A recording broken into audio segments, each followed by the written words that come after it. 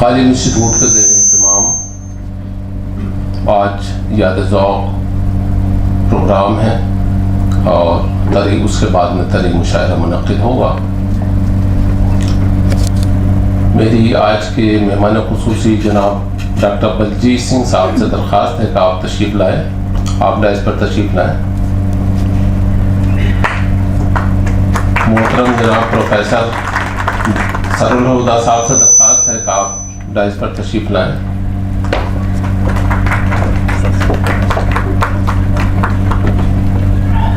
جناب ڈاکٹر شمیم احمد صاحب سے درخواست ہے کہ آپ ڈائز پر تشریف لائیں۔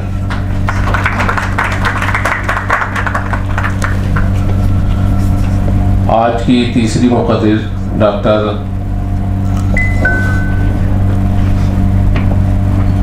شاہینہ تبسم صاحبہ، آپ سے بھی درخواست ہے کہ آپ تشریف لائیں پلیز۔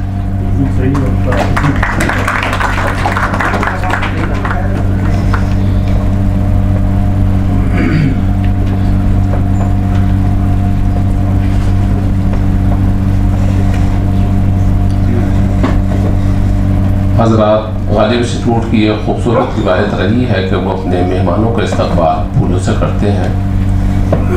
میری مشتاق احمد صاحب سے درخواست ہے کہ آپ ڈاکٹر پروفیسر شاہینہ تبسم صاحبہ کی خدمت میں پھول پیش فرمائیں۔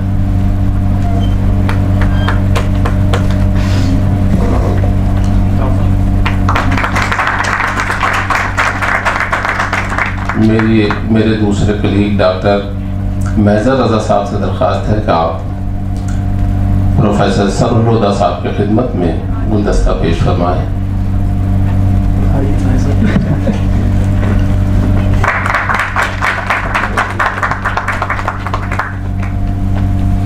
میری درخواست عبدالتوفیق صاحب سے ہے، یہ بھی میرے کلیگ ہیں، ساتھی ہیں، کہ آپ ڈاکٹر شمیم صاحب کی خدمت میں پھول پیش فرمائیں۔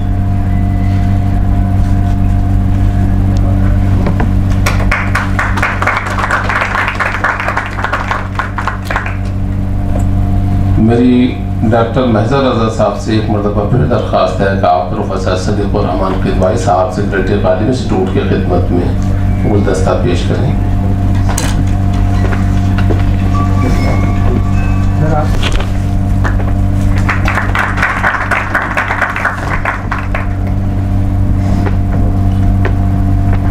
میں تمام حاضرین کی اجازت سے ڈاکٹر بلجیت سنگھ شیخوں صاحب کی خدمت میں پھول پیش کرنا کی اجازت چاہتا ہوں۔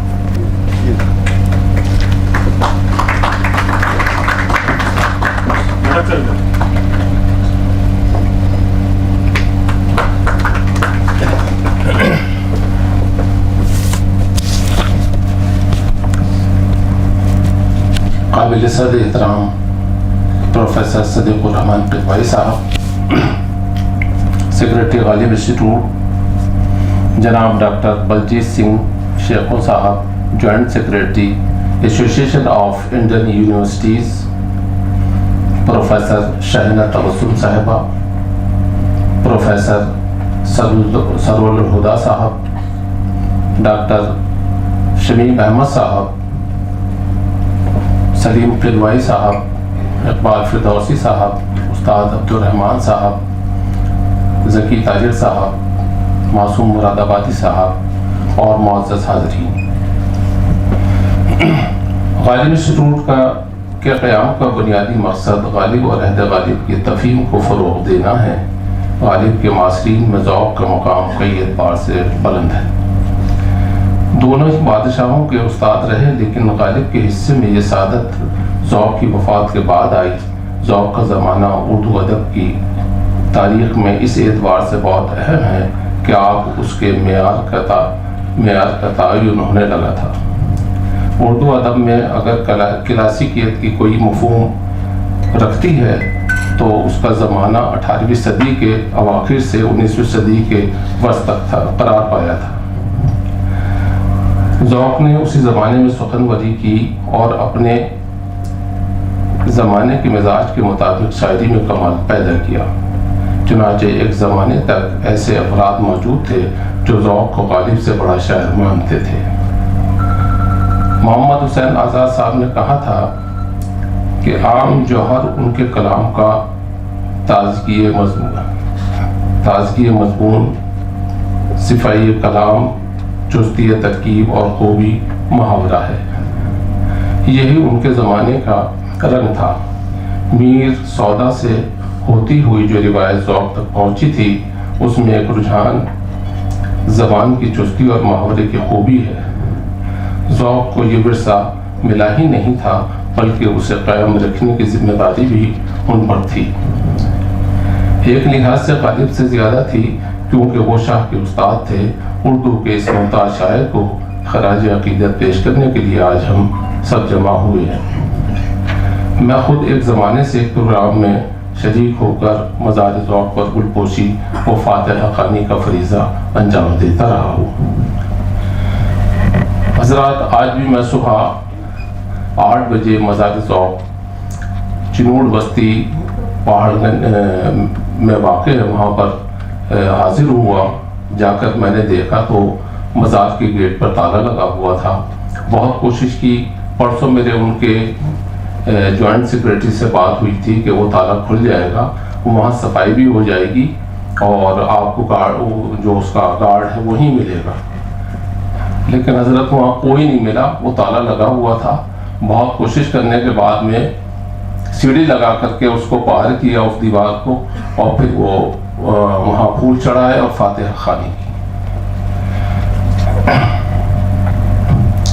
مجھے بہت خوشی ہے کہ آج ڈاکٹر بلجیت سنگھ شیخوں صاحب ہماری درخواست پر یہاں تشریف لائے ہیں۔ میں پروفیسر صدیق الرحمن قدوائی صاحب، پروفیسر شاہینہ تبسم، پروفیسر سرور الہدیٰ اور ڈاکٹر شمیم صاحب کے خیالات سے ہم مستفید ہوں گے۔ میں آپ کا شکر گزار ہوں کہ آپ اور اپنے اور ادارے کی جانب سے آپ سب کا استقبال کرتا ہوں۔ اس حال میں موجود تمام شرکا کا بھی خیر مقدم کرتا ہوں۔ سب سے پہلے میں ڈاکٹر شمیم احمد صاحب سے درخواست کرتا ہوں کہ آپ تشریف لائیں اور اپنے خیالات کا اظہار فرمائیں۔ ڈاکٹر شمیم احمد، آپ سینٹ اسٹیفن کالج میں ایسوسیٹ پروفیسر ہیں۔ ڈاکٹر شمیم احمد صاحب۔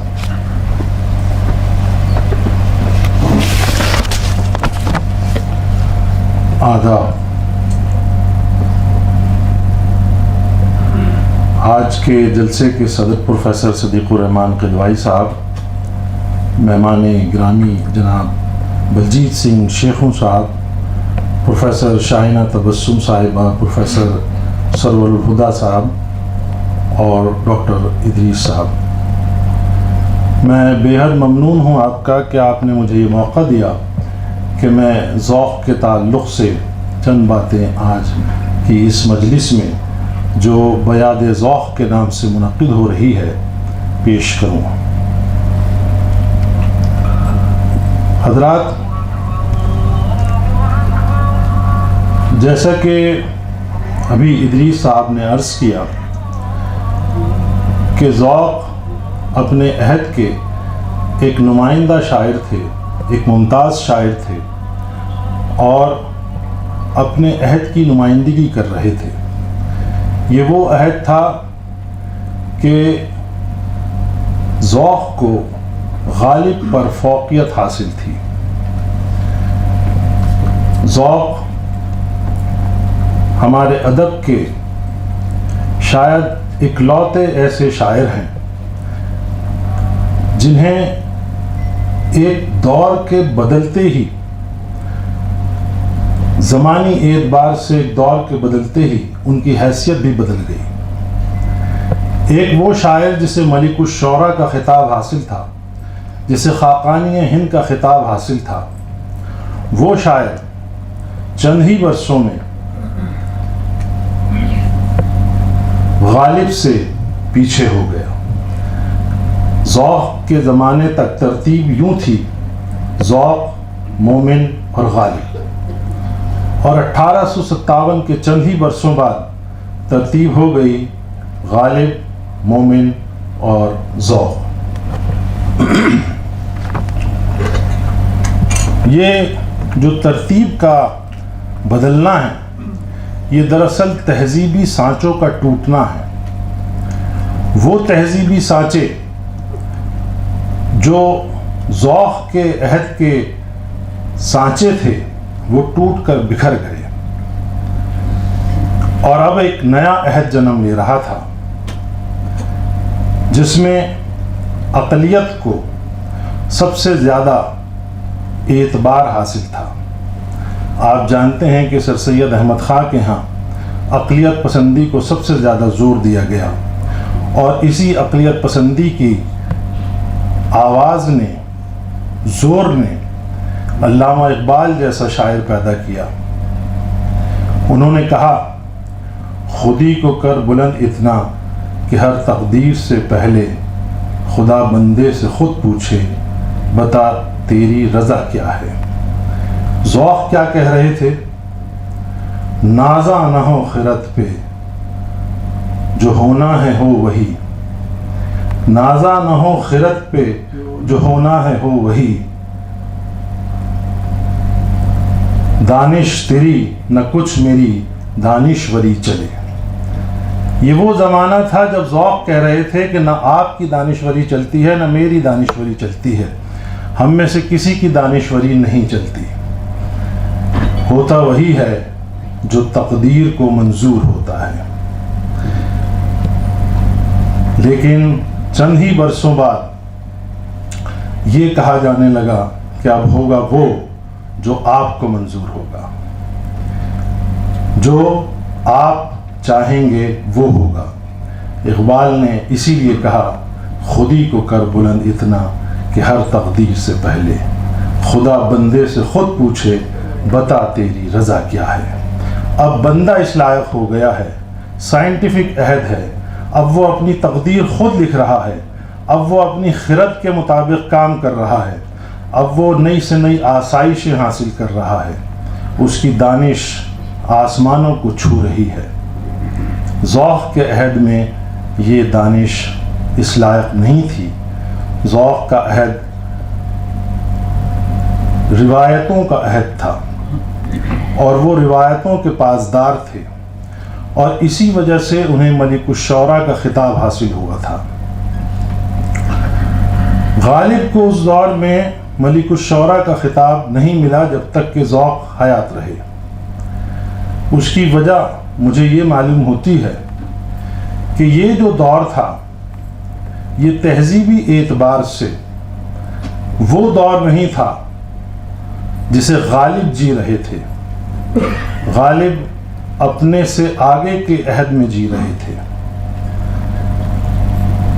جبکہ ذوق اپنے عہد کی نمائندگی کر رہے تھے۔ یہ ہے ان دونوں کا فرق۔ غالب اپنے عہد سے آگے دیکھ رہے تھے اور اپنے عہد سے آگے کی زندگی جی رہے تھے، جبکہ ذوق جو ہیں وہ اپنے ہی عہد میں تھے۔ ذوق 1788 کو پیدا ہوئے۔ ابھی ادریس صاحب نے ان کے مزار کا ذکر کیا، میں ان کی جنم بھومی، ان کی جائے پیدائش کا ذکر کر رہا ہوں۔ یہاں سے بہت قریب ایک جگہ ہے خونی دروازہ، جسے کسی زمانے میں کابلی دروازہ کہتے تھے۔ وہ ذوق وہیں پیدا ہوئے، ایک چھوٹے سے مکان میں، ایک چھوٹے سے گھر میں۔ ان کے والد شیخ رمضان نواب صاحب کے ہاں دربانی کا کام کیا کرتے تھے اور اوپر کے مختلف کام کرتے تھے۔ دلی کے محاورے میں اوپر کے کام کرنے کا مطلب یہ ہوتا ہے کہ برتن وغیرہ دھونا، جھاڑو لگانا، یہ سب کام اوپر کے کام کہلاتے ہیں۔ ورنہ خانسامہ ہوتے ہیں جو باورچی خانہ سنبھالتے ہیں اور دوسری ذمہ داریاں ہوتی ہیں۔ تو ذوق کے والد ایک غریب گھرانے سے تعلق رکھتے تھے، اور ایک غریب گھر کے فرد کے یہ ایک خواہش پیدا ہوئی ذوق میں کہ وہ کسی طرح ایسا مقام حاصل کر لیں کہ انہیں بہت عرصے تک یاد رکھا جا سکے، اور اس کے لیے انہوں نے شاعری کو ایک ذریعے کے طور پر چنا۔ ابتدا میں انہوں نے شوق سے تعلیم حاصل کی اور انہی سے متاثر ہو کر اپنا تخلص اختیار کیا، ذوق۔ تو ان کے مکتب میں جایا کرتے تھے، وہ شاید انہیں کچھ عربی فارسی وغیرہ سکھاتے ہوں، لیکن شاعری پر بہت زیادہ زور دیتے تھے۔ تو ذوق صاحب بھی ابتدا ہی سے اس طرف مائل ہو گئے کہ وہ شاعری کو اپنی زندگی کا وتیرہ بنائیں، اور بہت کم عمری سے ہی دعا کرنے لگے۔ بتایا جاتا ہے کہ وہ کئی مزاروں پر جا کر دعا کیا کرتے تھے کہ کاش میں شعر کہنے لگ جاؤں۔ ان کی دعا قبول ہوئی اور 13-14 برس کی عمر میں شعر کہنے لگے۔ اسی زمانے میں استاد شاہ نصیر کا ڈنکا بج رہا تھا۔ استاد شاہ نصیر سے انہوں نے باقاعدہ تلمذ اختیار کیا، ان کی شاگردی اختیار کی، اور اپنی غزلیں، اپنی شاعری اصلاح کے لیے پیش کرنے لگے۔ معلوم ہوتا ہے کہ یہ استاد شاگردی کا سلسلہ زیادہ دن تک دراز نہیں رہا۔ بمشکل تمام 2 سال یا 3 سال کا ہی عرصہ گزرا ہوگا کہ شاہ نصیر نے انہیں فارغ کر دیا، بلکہ فارغ کرنا کہنا مناسب نہیں ہوگا، یوں کہیے کہ ذوق ان سے الگ ہو گئے، اور دونوں میں معرکہ آرائی کا سلسلہ شروع ہو گیا۔ کچھ عرصے کے لیے استاد شاہ نصیر دلی سے باہر چلے گئے تھے۔ یہ وہ ماحول تھا، یہ وہ تہذیب تھی اس وقت دلی میں کہ گھر گھر شعر و شاعری کا چرچا تھا، اور استاد شاہ نصیر کے بے حد شاگرد ہوا کرتے تھے۔ تعداد تو نہیں معلوم کہ کتنی تھی، لیکن پھر بھی بہت زیادہ شاگرد، مان لیجئے 1000، مان لیجئے 500، بڑی تعداد تھی شاگردوں کی۔ تو ان تمام شاگردوں کی موجودگی میں ایک شاگرد ذوق بھی تھے، لیکن ذوق نے اپنے کمال کو اس حد تک بلند کیا کہ وہ شاہ نصیر کا مقابلہ کرنے لگے۔ شاہ نصیر کی قلعہ معلیٰ تک رسائی تھی۔ قلعہ معلیٰ کے بہت سارے شہزادوں کی شاعری پر بھی وہ رائے دیا کرتے تھے، بلکہ یہ کہا جاتا ہے کہ ان کی غزلیں بنایا کرتے تھے۔ تنویر احمد علوی صاحب نے اپنی کتاب میں غزل بنانے کا لفظ استعمال کیا ہے، گویا اس کی مرمت کیا کرتے تھے باقاعدہ۔ یہ استادوں کا کام تھا کہ وہ غزلوں کی مرمت کیا کرتے تھے، اور پھر ذوق صاحب بھی اسی طرح غزلوں کی مرمت کرنے لگے، اور وہ بھی استاد کہلائے، اور بہت جلدی ہی ان کی رسائی ہو گئی بہادر شاہ ظفر تک، جو اس وقت تک بادشاہ نہیں تھے۔ بتایا جاتا ہے کہ غالباً 18-19 برس کی عمر میں ہی وہ بہادر شاہ ظفر کی غزلوں پر اصلاح دینے لگے تھے۔ تو یہ ایک بڑا کارنامہ تھا اس شخص کا جو کہ ایک دربان کے گھر میں پیدا ہوا، اور جس نے بہت جلدی علم کی منزلیں طے کر کے ایسا مقام حاصل کر لیا کہ وہ ولی عہد کی غزلوں پر اصلاح دینے لگے، اور خود بھی انہوں نے ایسی زبان اختیار کی جو دلی کی ٹکسالی زبان کہلاتی ہے، جو دلی کا محاورہ کہلاتا ہے، جس میں دلی کی بولی کی، دلی کی زبان کی گونج سنائی دیتی ہے۔ میں چند اشعار آپ کی خدمت میں پیش کر رہا ہوں جو یقیناً آپ کی نظر سے گزرے ہوں گے۔ ذوق کہتے ہیں، ہوتے زبان حال سے ہیں لفظ وہ ادا، ہوتے زبان حال سے ہیں لفظ وہ ادا، جن میں اختلاف زبر کا نہ زیر کا۔ تو یہ کمال ہے ان کا کہ وہ اپنے آپ کو اس لائق سمجھتے ہیں کہ صاحب میرے ہاں آپ کو استادانہ کمال ملے گا، اور زبر اور زیر تک کا فرق آپ کو محسوس نہیں ہوگا۔ اور دیکھیے کہ اس جاگیردارانہ نظام میں ایک معمولی گھرانے سے تعلق رکھنے والے ذوق کا ملک الشعراء کی اعلیٰ ترین حیثیت تک پہنچنا اور اس پر تا حیات قائم رہنا کوئی معمولی بات نہیں تھی۔ تاریخ بتاتی ہے کہ انہیں 4 روپے ماہوار ملتے تھے، اور کسی زمانے میں 5 روپے ہوئے تھے بہت بڑھ کر، لیکن قناعت پسندی اس قدر تھی کہ انہوں نے کبھی بہادر شاہ ظفر کا ساتھ نہیں چھوڑا، ہمیشہ ظفر صاحب کے ساتھ رہے۔ یہ وہ زمانہ تھا کہ جب دکن میں خاصی خوشحالی تھی، اور دلی کے بہت سارے لوگ دکن کا رخ کرنے لگے تھے، لیکن ذوق صاحب نے لکھا، ان دنوں گرچہ دکن میں ہے بڑی قدر سخن، ان دنوں گرچہ دکن میں ہے بڑی قدر سخن، کون جائے ذوق پر دلی کی گلیاں چھوڑ کر۔ تو یہی مزاج تھا ان کا۔ اسی طرح کے ضرب المث اشعار ذوق صاحب ہمارے لیے یادگار چھوڑ گئے ہیں، اور جس تہذیب کا میں بار بار ذکر کر رہا تھا، اس تہذیب میں زبان بڑی اہمیت کی حامل تھی، زبان کا چٹخارہ بڑی اہمیت کا حامل تھا، ساتھ ہی مذہب بھی ایک اہم اکائی تھا۔ مذہب شاید یہ کہ دلی والوں کی نس نس میں بسا ہوا تھا، اور ذوق صاحب کے یہاں بھی ہمیں بہت سے مذہبی حوالے مل جاتے ہیں۔ فرماتے ہیں، گیا شیطان مارا ایک سجدے کے نہ کرنے میں، گیا شیطان مارا ایک سجدے کے نہ کرنے میں، اگر لاکھوں برس سجدے میں سر مارا تو کیا مارا۔ نفس ہمارا جی، ایک جگہ خدا تعالیٰ کی ذات کے تعلق سے دیکھیے کتنے آسان الفاظ میں کیا خوبصورت شعر کہا ہے، کہیں تجھ کو نہ پایا گرچہ ہم نے ایک جہاں ڈھونڈا، کہیں تجھ کو نہ پایا گرچہ ہم نے ایک جہاں ڈھونڈا، پر آخر دل ہی میں دیکھا بغل ہی میں سے تو نکلا۔ یہ وہ زمانہ تھا کہ جب صنائع بدائع کا استعمال بے حد تھا، تلمیحات کا استعمال، حسن تعلیل کا استعمال، مرآت النظیر، یہ سب اس اعتبار سے بڑی اہمیت کی حامل تھیں کہ یہ کسی بھی شاعر کے لیے ناگزیر تھیں کہ وہ اپنی حیثیت کو منوانے کے لیے ان تمام صنائع کا اور بدائع کا استعمال کرے۔ حسن تعلیل کا ایک شعر ہے، اسی باعث سے دایا طفل کو افیون دیتی ہے کہ تا ہو جائے لذت آشنا تلخی دوران سے۔ یہ بات ٹھیک ہے کہ فیض کے ہاں ہمیں جذبے نظر نہیں آتے ہیں، لیکن خیال اور مضمون آفرینی ان کے یہاں بہت زیادہ ہے۔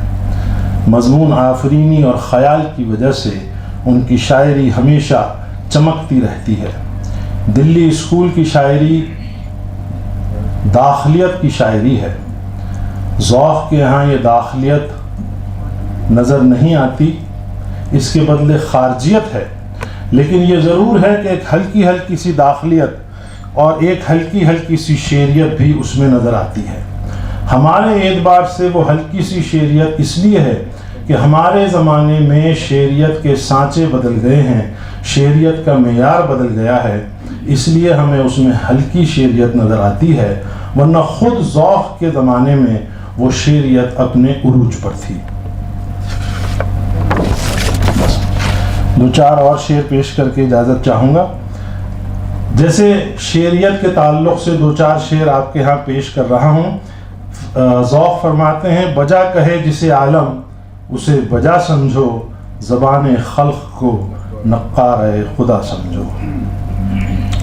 کہتے ہیں آج ذوق جہاں سے گزر گیا، کہتے ہیں آج ذوق جہاں سے گزر گیا، کیا خوب آدمی تھا خدا مغفرت کرے۔ قسمت ہی سے لاچار ہوں اے ذوق، وگرنہ سب فن میں ہوں میں طاق، مجھے کیا نہیں آتا۔ تو یہ دعوے جو ہیں ذوق صاحب کے، یہ محض دعوے نہیں ہیں۔ ذوق واقعی بے حد باکمال شاعر تھے۔ گفتگو یقیناً دو اور حضرات کو کرنی ہے، اور ہمارے ساتھ صدر صاحب بھی موجود ہیں۔ میں کچھ نہ کچھ بات قصیدہ گوئی پر بھی ان کی کہتا، وہ یقیناً ہمارے بہت بڑے قصیدہ گو شاعر ہیں۔ میں نے جتنے بھی اشعار پڑھے وہ سب غزلیات سے تھے، لیکن مجھے امید ہے کہ باقی ہمارے جو مقررین ہیں وہ قصیدہ گوئی کی طرف بھی توجہ کریں گے۔ بہت بہت شکریہ جناب۔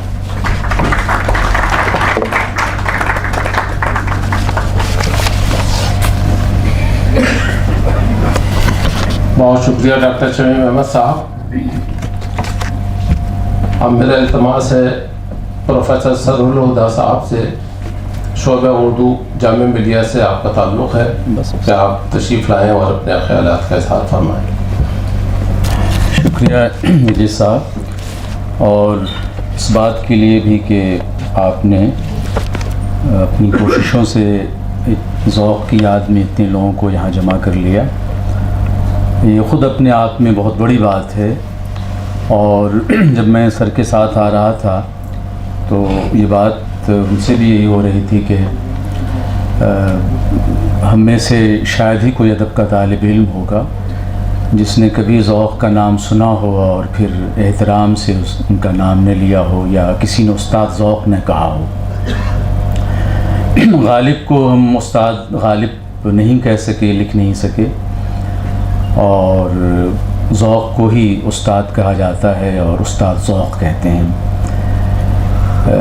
دہلی کی جو ادبی محفل ہے اور یہاں کی جو ادبی کارگزاری ہے، اگر ہم اس کا جائزہ لیں اور اس کی تاریخ کو دیکھیں تو دو شخصیات ایسی ہیں جن کا نام اس وقت یہاں ذوق کے تعلق سے لیا جانا چاہیے۔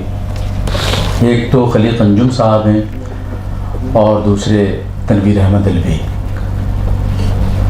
خلیق انجم صاحب نے مزار ذوق کا بھی کچھ سلسلے میں بھی ان کی کوششیں تھیں، اور ابھی ذکر کر رہے تھے ادریس صاحب کہ اس وقت جہاں مزار ذوق جہاں سے منسوب ہے وہ اصل مقام تو نہیں ہے، اور جہاں ذوق کو دفن کیا گیا تھا ظاہر ہے کہ وہ کوئی اور مقام ہے جو اپنی اصل حالت میں اس وقت موجود نہیں۔ تو ایک علامتی طور پر وہ بہرحال ایک جگہ ہے، اور یہاں سے کوئی بہت زیادہ فاصلہ بھی نہیں ہے۔ تو آج کی شام جو ذوق کی یاد میں یہاں ہم لوگ جمع ہوئے ہیں، تو کبھی ہمیں یہ خیال بھی آتا ہے کہ یہ ذوق کی جو یاد ہے یہ شعوری طور پر ہے یا غیر شعوری طور پر ہے۔ یادیں شعوری طور پر جب آتی ہیں تو ہمیں یہ خیال ہوتا ہے کہ اس میں ہمارے شعور کا دخل زیادہ ہے، اور بعض ایسی یادیں ہیں کہ ہمیں فطری طور پہ وہ یاد آتی ہے، اور جیسے کہ ان کی سوانح عمری ہے عابد سہیل کی جو یاد رہا۔ تو میں نے ان سے پوچھا تھا کہ کیا واقعی وہ بھی اس میں ہے جو یاد نہیں رہا؟ کہا کہ نہیں، وہی ہے جو ہمیں یاد رہا۔ تو حضرات، ذوق کے سلسلے میں جو ہماری تنقید کا رویہ رہا ہے اس کے بارے میں بھی ہم سب واقف ہیں، اور ہم لوگ یہ کہتے ہیں کہ ذوق کے ساتھ ناانصافی ہوئی، اور سارا کا سارا جو کریڈٹ ہے یا ہمارا جو شعر شعری جو پورا ارتقاء ہے اور دور جدید کو جس طرح سے غالب کے ساتھ منسوب کیا گیا، تو اس میں کہیں نہ کہیں ذوق پیچھے رہ گئے۔ ابھی بھی جو اسپیکر تھے انہوں نے شمشیر صاحب نے بھی اس کی طرف اشارہ کیا۔ اصل میں سارا مسئلہ جو ہے وہ ٹیکسٹ کا ہے، اور جب تناظر بدلتا ہے تو ظاہر ہے کہ پھر ٹیکسٹ بھی، متن بھی جو ہے وہ کتنا اپنے آپ کو تبدیل کرتا ہے، اس میں ہمارے کسی پولیٹکس کا یا ہمارے کسی رویے کا دخل نہیں ہوتا ہے۔ ہم کسی کو بہت دیر تک کسی زمانے سے اوجھل نہیں کر سکتے ہیں، یہ تو بالکل سامنے کی بات ہے، اور اس میں اب کچھ بھی ایسی بات نہیں جس پہ کوئی ڈیبیٹ ہو۔ تو اگر غالب کو ہم خود سے زیادہ قریب پاتے ہیں، اور جو ترتیب لوگوں نے قائم کی غالب، ذوق اور مومن کی، کون کہاں کس کو رکھا گیا ہے، یہ بات زیادہ اہم نہیں ہے۔ اہم بات یہ ہے کہ کوئی ہمیں کیوں یاد آتا ہے اور اس کے پیچھے اس کے محرکات کیا ہیں۔ اس سلسلے میں اگر دیکھا جائے تو ذوق کو ہم نے نصاب کی ضرورت کے تحت پڑھا ہے، اور خود مجھے جو ذوق کا قصیدہ پڑھایا گیا تھا اسلم صاحب نے پڑھایا JNU میں، اور پھر اسی قصیدے کو مجھے جامعہ میں پڑھانے کا موقع ملا۔ پھر عجیب اتفاق ہے کہ ایک نصاب کی ضرورت کے تحت مجھ سے کسی یونیورسٹی نے کہا کہ اس کا تجزیہ کر دیجئے، تو میں نے اس کا تجزیہ بھی کیا۔ تو یہ جب میں دیکھتا ہوں تو مجھے لگتا ہے کہ ہم بہت سی چیزیں نصابی ضرورت کے تحت پڑھتے پڑھاتے ہیں، اور وہ ایک، میں جبر تو نہیں کہتا، لیکن بہرحال وہ ہماری پورے جذبے کے احساس کی شدت کا وہ ساتھ نہیں دیتا ہے وہ ٹیکسٹ۔ تو میرے ایک شاگرد ہیں ثاقب فریدی، PhD کر رہے ہیں وہ، تو میں جب اس کا تجزیہ کر اتفاق سے اسی زمین میں سودا کی غزل، سودا کا بھی وہ قصیدہ ہے، تو میں نے ان کو پڑھ کر کے سنایا، اور کچھ ان کو عربی فارسی بھی آتی ہے، مدرسہ بیک گراؤنڈ ہے، تو اور ان کو اشعار بھی بہت یاد ہیں قصیدے کے۔ تو میں نے ان سے کہا کہ آپ کو یہ کیسا لگا سن کر کے؟ تو کہا کہ اچھا ہے سر، لیکن انہوں نے اس زمین میں سودا کا قصیدہ پڑھنا شروع کیا تو میں کسی اور فضا میں چلا گیا، اور میں نے یہ کہا ثاقب سے کہ دیکھیے اب میں اس کو دوبارہ دیکھوں گا، زمین وہی ہے، صنف وہی ہے، اور ظاہر ہے کہ قصیدے کا جب ہمارے ذہن میں صنف کا تصور ابھرتا ہے تو ایک شکوہ کا تصور ابھرتا ہے، قادر الکلامی کا، لیکن جو طبائی سودا کے یہاں ہے، اب ہم اگر یہ کہیں کہ وہ ذوق سے زیادہ ہے تو ذوق پسندوں کو برا نہیں ماننا چاہیے۔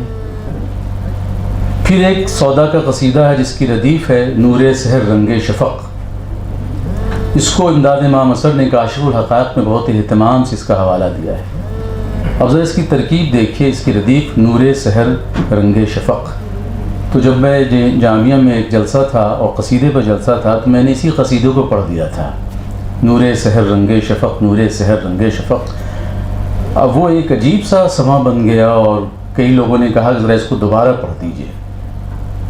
تو اکثر ایسا ہوتا ہے کہ ہم قرأت کے درمیان، قرأت سے پہلے یا قرأت کے بعد ہمارے کسی شعور کا دخل نہیں ہوتا ہے، کسی ٹیکسٹ کو ہم رد کرتے ہیں، کسی کو ہم قبول کرتے ہیں۔ جب ایک چیز سامنے ہوتی ہے، جیسے اس نے کہا میرے عزیز نے کہ سر اس زمین میں سودا کا قصیدہ، اس کو پڑھ کر کے دیکھیے، پھر میں نے دونوں کا تقابل بھی کیا۔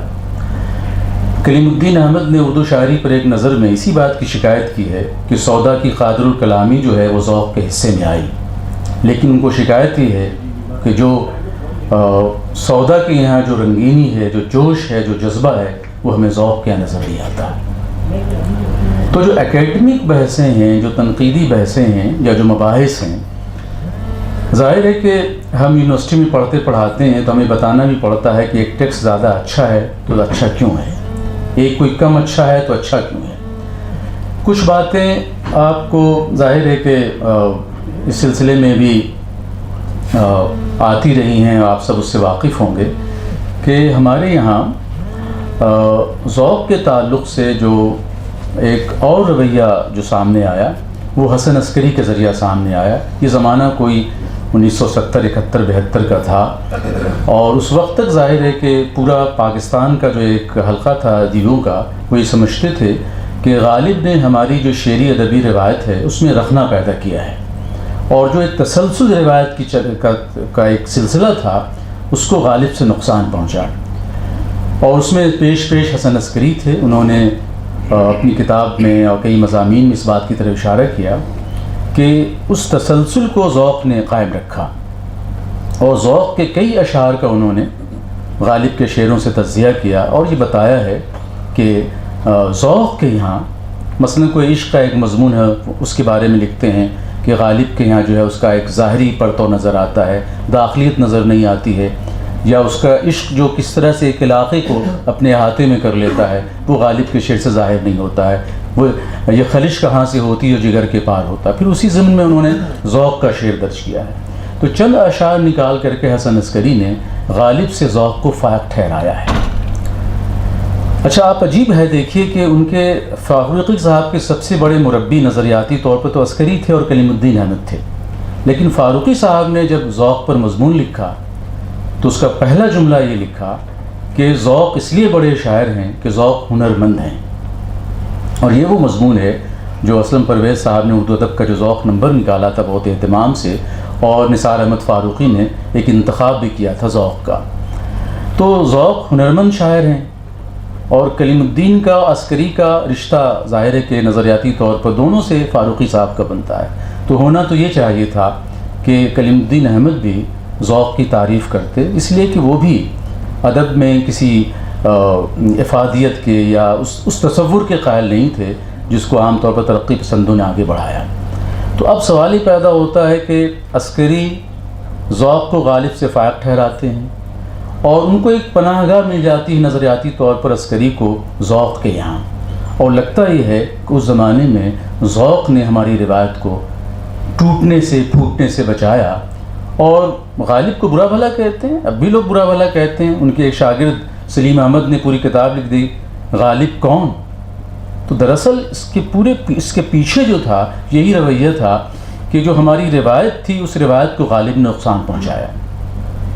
اس میں تشکیک کا لفظ آتا ہے، روایت کو اپنی طرف سے دیکھنے کا رویہ ہے، اور ظاہر ہے کہ تمام کی تمام چیزیں کسی زمانے کی کرائسس کی طرف اشارہ کرتی ہیں، الجھن کی طرف اشارہ کرتی ہیں، اور ہمیں یہ محسوس ہوتا ہے کہ ہم روایت کو اسی طرح قبول نہیں کر سکتے۔ یہ وہی عسکری ہیں جنہوں نے یہ لکھا تھا شروع میں کہ روایت جو ہے وہ آگے بڑھتی ہے۔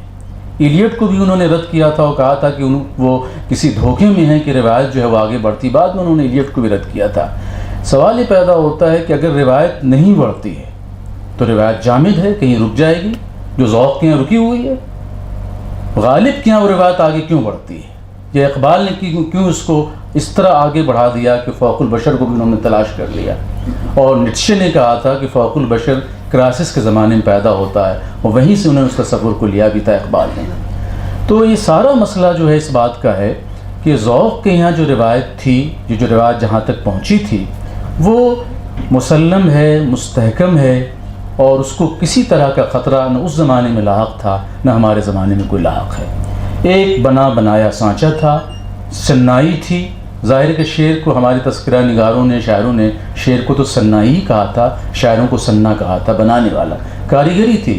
تو ذوق کے یہاں جو قصیدوں میں بھی اور ان کی غزلوں میں بھی جو ہمیں ایک سنائی نظر آتی ہے، اس سنائی کو فاروقی صاحب نے ڈسکس کیا ذوق کی ہنرمندی میں۔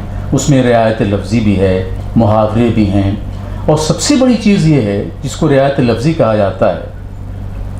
شمیم حنفی کہتے تھے کہ دیکھیے رعایت لفظی سے کتنی دیر تک آپ اپنا کام چلائیں گے۔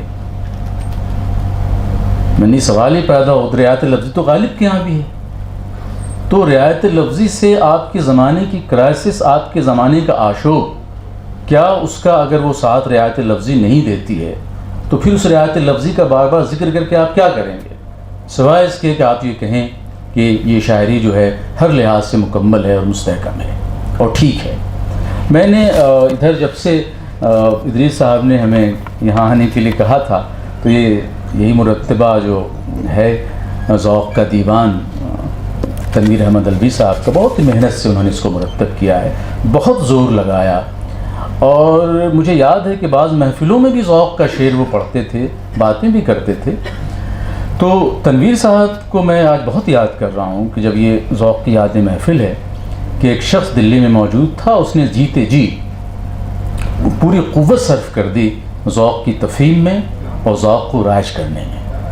تو بات یہ ہے کہ ذوق کا کلام چاہے وہ قصیدے کی شکل میں ہو، غزلوں کی شکل میں ہو، وہ ہمارا کلاسیکی سرمایہ کلاسک ہے، اور ظاہر ہے کہ کلاسک جو ہوتا ہے ہم اس کو اپنے سر پہ بٹھاتے ہیں، سر پہ رکھتے ہیں، اس میں کوئی دو رائے نہیں ہو سکتی۔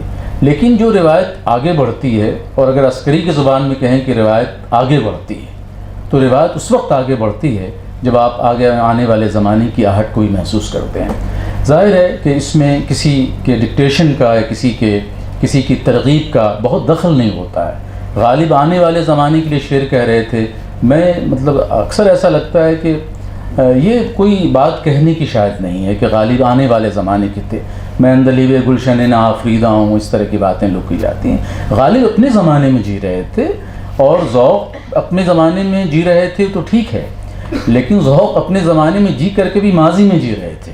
اس کو ہمیں تسلیم کرنے میں اور کہنے میں ذوق کی کوئی انسلٹ نہیں ہوتی ہے، اور ہماری پوری روایت تھی جو روایت ان تک پہنچی، اور وہ شاہ نصیر سے ہوتی آئی تھی، اور ہمارا پہلا خیال بند شاعر جو اردو میں ہے وہ تو شاہ نصیر ہیں، اور سارا ڈیولپمنٹ ہمارا دلی میں ہوا ہے۔ تو ذوق کا نصیر سے رشتہ، پھر آپ ناسخ کی طرف جاتے ہیں تو ایک پوری وہ بنتی ہے، ہماری ایک روایت بنتی ہے، اور اتنی مستحکم ہے۔ لیکن آپ دیکھیے کہ ناسخ کے سلسلے میں اسی محفل میں یہیں پہ اسی مقام پر فاروقی صاحب شمیم حنفی میں کتنی بحث ہو گئی تھی۔ شمیم صاحب کا خیال تھا کہ ناسخ چاہے جتنی دور تک آئیں وہ ہماری شعری حیثیت کا حصہ نہیں بنتے ہیں۔ فاروقی صاحب کہتے ہیں، کہا انہوں نے کہ بھائی اگر اب میں یہ تو سمجھتا ہوں کہ اگر ناسخ نہ ہوتا تو تمہارے پاس ہوتا کیا، غالب بھی نہ ہوتا، اور جس نے ناسخ کو نہیں پڑھا ہے اردو شاعری کو سمجھ نہیں سکتا ہے۔ یہ فاروقی صاحب نے لکھا بھی، کہا بھی، اور خیال بند غالب میں بار بار انہوں نے ناسخ کا حوالہ دیا۔ لیکن خیال بندی بھی ایک طرح کی نہیں ہوتی ہے، خیال بندی تو غالب کے یہاں بھی ہے۔ اب دیکھیے نا کہ اب سوال یہ پیدا ہوتا ہے کہ بس کہ ہوں غالب اسیری میں بھی آتش زیر پا، منہ آتش دیدہ ہے حلقہ میری زنجیر کا۔ اس میں بھی 3 رعایتیں ہیں، لیکن منہ آتش دیدہ ہے حلقہ میری زنجیر کا، ہم جہاں پہ کھڑے ہوئے ہیں یا آپ جہاں پہ کھڑے ہو کے کہیں کہ منہ آتش دیدہ ہے حلقہ میری زنجیر کا، آدمی ہل جاتا ہے. یہ کیوں ہلتا ہے؟ رعایت لفظی کی وجہ سے نہیں ہلتا ہے. ایک آگ روشن ہے جو اس ٹیکسٹ کے اندر ہے، جو دیوانگی کی آگ ہے، جس کو غالب نے زبان دے دی رعایتوں کے ساتھ. تو صرف رعایت لفظی سے کوئی شاعری بڑی نہیں ہو سکتی. ذوق کے جو اشعار، میں پھر ایک مرتبہ ادریس صاحب کا شکر گزار ہوں کہ اسی بہانے مجھے ایک عرصے کے بعد ذوق کو پڑھنے کا موقع مل گیا اور کچھ اشعار میں نے آپ کو سنانے کے لیے منتخب کر لیے ہیں. ایک اور بات مجھے یاد آئی، جب ذوق کا وہ شعر اتنا پڑھا جاتا ہے کہ نہ ہوا پر نہ ہوا میر کا انداز نصیب، ذوق یاروں نے بہت زور غزل میں مارا، تو اس پر ہم غور نہیں کرتے ہیں کہ یہ شکایت ذوق کس سے کر رہے ہیں. وہ تو خود کو الگ کر لیا انہوں نے. نہ ہوا پر نہ ہوا میر کا انداز نصیب، ذوق یاروں نے بہت زور غزل میں مارا. تو ذوق تو اپنے بارے میں کچھ نہیں کہہ رہے ہیں، لیکن یہ شعر کو اس لیے پیش کیا جاتا ہے کہ ذوق یہ بتانا چاہ رہے ہیں کہ ہم سے بھی یہ تقلید نہ ہو سکی. وہ مسئلہ ذوق کا تھا ہی نہیں. نہ ہوا پر نہ ہوا میر کا انداز نصیب، ذوق یاروں نے بہت زور غزل میں مارا. اسی طرح سے جتنے شعر ہمیں ذوق کے یاد آتے ہیں، آپ دیکھیے کہ اس کے اندر ایک بنیادی خوبی یہ ہے کہ اس میں کوئی مشکل لفظ نہیں ہے، کوئی تاکید نہیں ہے، اور کوئی ایسی بات نہیں ہے جس کے لیے ہمیں کو بہت دور کی دنیا کہیں جانا پڑے اور ہمیں یہ محسوس ہو کہ کہیں ایک دور کی دنیا ہمارے لیے لائی گئی ہے. تم بھی چلے چلو یوں ہی جب تک چلی چلے. اب دیکھیے یہ ان مصروں پر تو لوگوں نے زندگیاں گزار دی ہیں. تم بھی چلے چلو یوں ہی جب تک چلی چلے، لائی حیات آئے قضا لے چلی چلے. اب زندگی کے اتنے اہم مسئلے موت کو اتنی آسانی سے ذوق نے اڑا دیا ہے. آپ ذرا غور کیجیے. اور اتنی آسانی سے کوئی اڑا سکتا ہے؟ کیسے کیسے شعر میر نے کہے اور اس سے پہلے کہے گئے. یعنی موت کا تجربہ کوئی معمولی تجربہ ہے. تم بھی چلے چلو یوں ہی جب تک چلی چلے. تو یہ جتنے شعر ہمیں یاد آتے ہیں، کسی نقاد نے ہمیں نہیں پڑھائے ہیں یا ہم سے یاد کروائے ہیں، یا کسی محفل میں طے نہیں کیا گیا تھا کہ ذوق کے اشعار آپ یاد کر لیجیے. یہ شعر سب کو یاد ہیں. تو اس کا مطلب یہ ہوا کہ ان اشعار نے اپنے زمانے کو عبور کیا ہے. ان اشعار کے ساتھ ہمارا حافظہ ہے، اور وہ حافظہ کرائسس کا نہیں ہے، کوئی پولیٹیکل سوشل. یہ وہ مسائل ہیں جو زندگی کے ساتھ لگے ہوئے ہیں اور ابتدا سے ہیں، ازل سے ہیں. تو شاعت عظیم آبادی کا وہ شعر ہے نا کہ ازل سے آتے ہی رونے لگے تھے ہستی میں، ہم ابتدا ہی میں سمجھے تھے انتہا کی بات. اس میں کوئی رعایت لفظی نہیں ہے. زیادہ تر اچھے اشعار وہی ہمیں ذوق کے یاد ہیں جن میں اس طرح کی رعایتیں نہیں ہیں جو بنائی گئی ہیں. ظاہر ہے کہ وہ ہماری روایت کا حصہ ہے وہ رعایت. تو اس طرح کے جتنے شعر ہیں ذوق کے، وہ شعر کیا کہتے ہیں ہم سے کہ کہاں بنائے گئے؟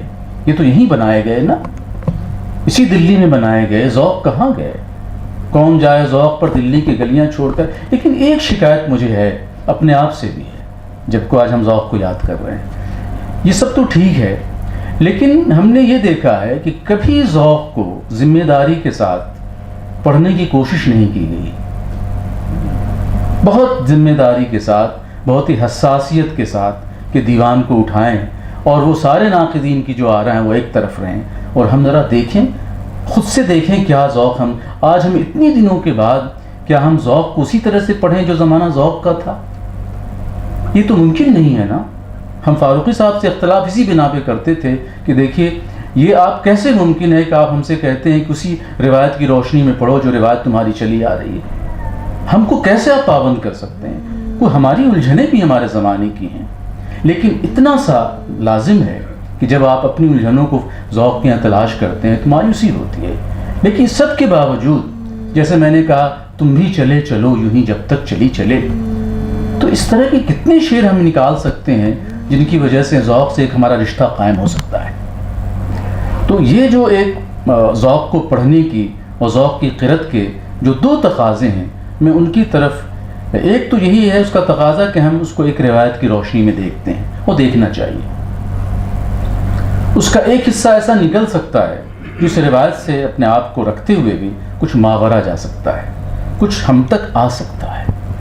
دیکھیے اشعار بھی تو آتے ہیں نا چل کر کے، ان کے پاؤں تو نہیں ہوتے ہیں نا. وہ ایک ایسی کچھ نہ کچھ اس کے اندر موجود ہے، کوئی نہ کوئی عنصر ایسا ہے جو وہاں سے نکل کر کے ہم تک آتا ہے، اور وہ ضروری نہیں ہے اس میں داخلیت ہو، خارجیت ہو، رعایت ہو، اور یہ ہو اور وہ۔ میر سوز کا ایک شعر ہے، شمی منفی نے یہاں سنایا تھا، اخبار میں چھپا تھا اس دن قومی آواز میں، کہ سر اوپر شام ہوئی، سر اوپر شام آئی، جادہ منزل نہیں ملتا، کہاں بستر بچھاؤں یہاں کسی کا دل نہیں ملتا۔ اخبار میں چھپا تھا، وہ کٹنگ لے کے آئے تھے شمی منفی، یہ دیکھو آج اخبار کی کٹنگ لے کے آیا ہوں۔ اس کو کہتے ہیں قرت اور قاری۔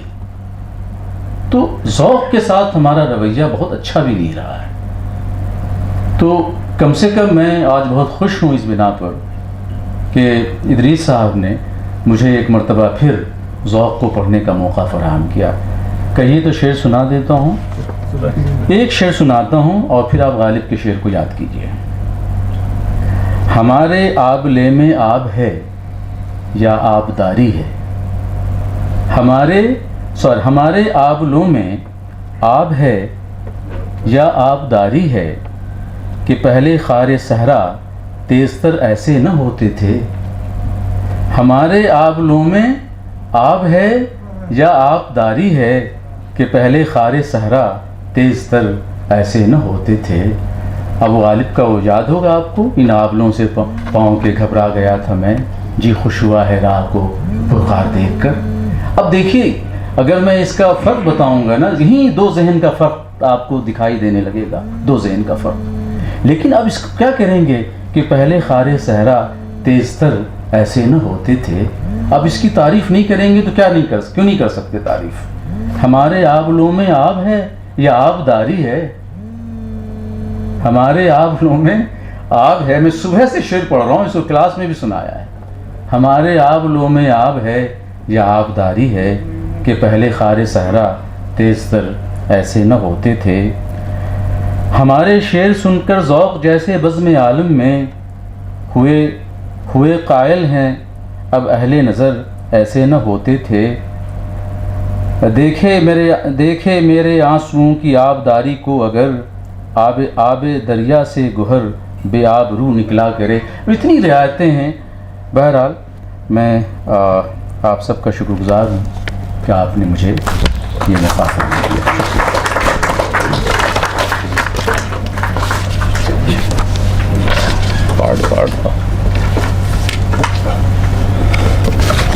بہت شکریہ ڈاکٹر صاحب۔ حضرات، آپ پروفیسر سرور ہدا کی عالمانہ گفتگو سماعت فرما رہے تھے۔ اس افتتاحی جلسے کے بعد طرح مشاعرے کا انعقاد کیا جائے گا، جس کی صدارت جناب معصوم مراد آبادی صاحب فرمائیں گے اور نظامت کے فرائض جناب معین شاداب صاحب کے ہوں۔ دیکھیے، سن 2005، 6 اور 7 3 سال لگاتار ذوق کے مزار پر غالب انسٹیٹیوٹ نے اور ایک دو اور یہاں کے ادارے تھے، انہوں نے مل کر کے وہاں پروگرام منعقد کیے تھے اور جو بہت کامیاب پروگرام ہوئے تھے۔ اس کے بعد میں حکومت نے یہ پابندی لگا دی کہ 50,000 روپے تو بکنگ چارجز ہوں گے اگر آپ اس کیمپس میں کوئی پروگرام کرنا چاہتے ہیں، اور 50,000 روپے کی سیکورٹی ہوگی۔ تو اس وجہ سے یہ ایک سلسلہ منقطع ہو گیا۔ حالانکہ اب بھی ہم لوگ غالب کے مزار پہ بھی وہی قید ہے وہاں پر بھی کہ 50,000 روپے آپ کو بکنگ چارجز دینے ہیں، 50,000 سیکورٹی کے ہیں۔ تو خیر وہ چادر وغیرہ چڑھا کر کے فاتحہ خوانی کے بعد ہم لوگ غالب اکیڈمی میں پروگرام کرتے ہیں یا پھر غالب انسٹیٹیوٹ میں آ کر کے کرتے ہیں۔ تو اب میں بہت ہی ادب احترام کے ساتھ پروفیسر شاہینہ تبسم صاحبہ سے درخواست گزار ہوں کہ آپ تشریف لائیں اور اپنے خیالات کا اظہار فرمائیں۔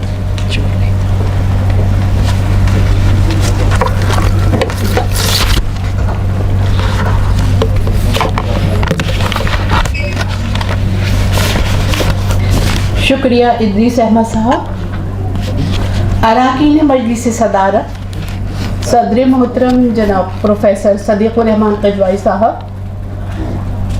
مہمان خصوصی ڈاکٹر بلجیت سنگھ شیخو، آج کے 2 مقرر ڈاکٹر شمیم احمد اور پروفیسر سرور الہدا صاحب، اور معزز سامعین، آداب۔ मैं बहुत शुक्रगुजार हूँ गालिब इंस्टीट्यूट के अराकीन की शुक्रगुजार हूँ कि उन्होंने मुझे यहाँ ये मौका दिया कि मैं आप लोगों से खिताब कर सकूँ।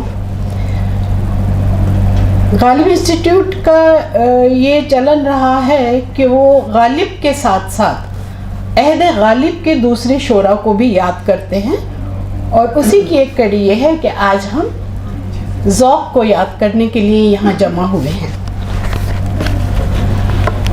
अभी जो तकारीर आप सुन रहे थे, जो बातें आपसे की, मेरे फाजिल साथी डॉक्टर शमीम अहमद साहब ने ज़ौक़ की गज़लों पर एक सैर हासिल तबसरा किया, और दूसरे फाजिल दोस्त मेरे प्रोफेसर सरवर उल हुदा साहब ने उनकी क़साइद पर बात की, उनके नक़ादों पर बात की और काफ़ी आलिमाना तकरीर की। मैं कोशिश करूँगी कि दरअसल आखिर में बोलने वाले के साथ मुश्किल ये होती है कि जो कहा जाता है बहुत दोनों लोगों कह चुके हैं, फिर भी मैं कुछ बातें अलग से कहने की कोशिश करूँगी।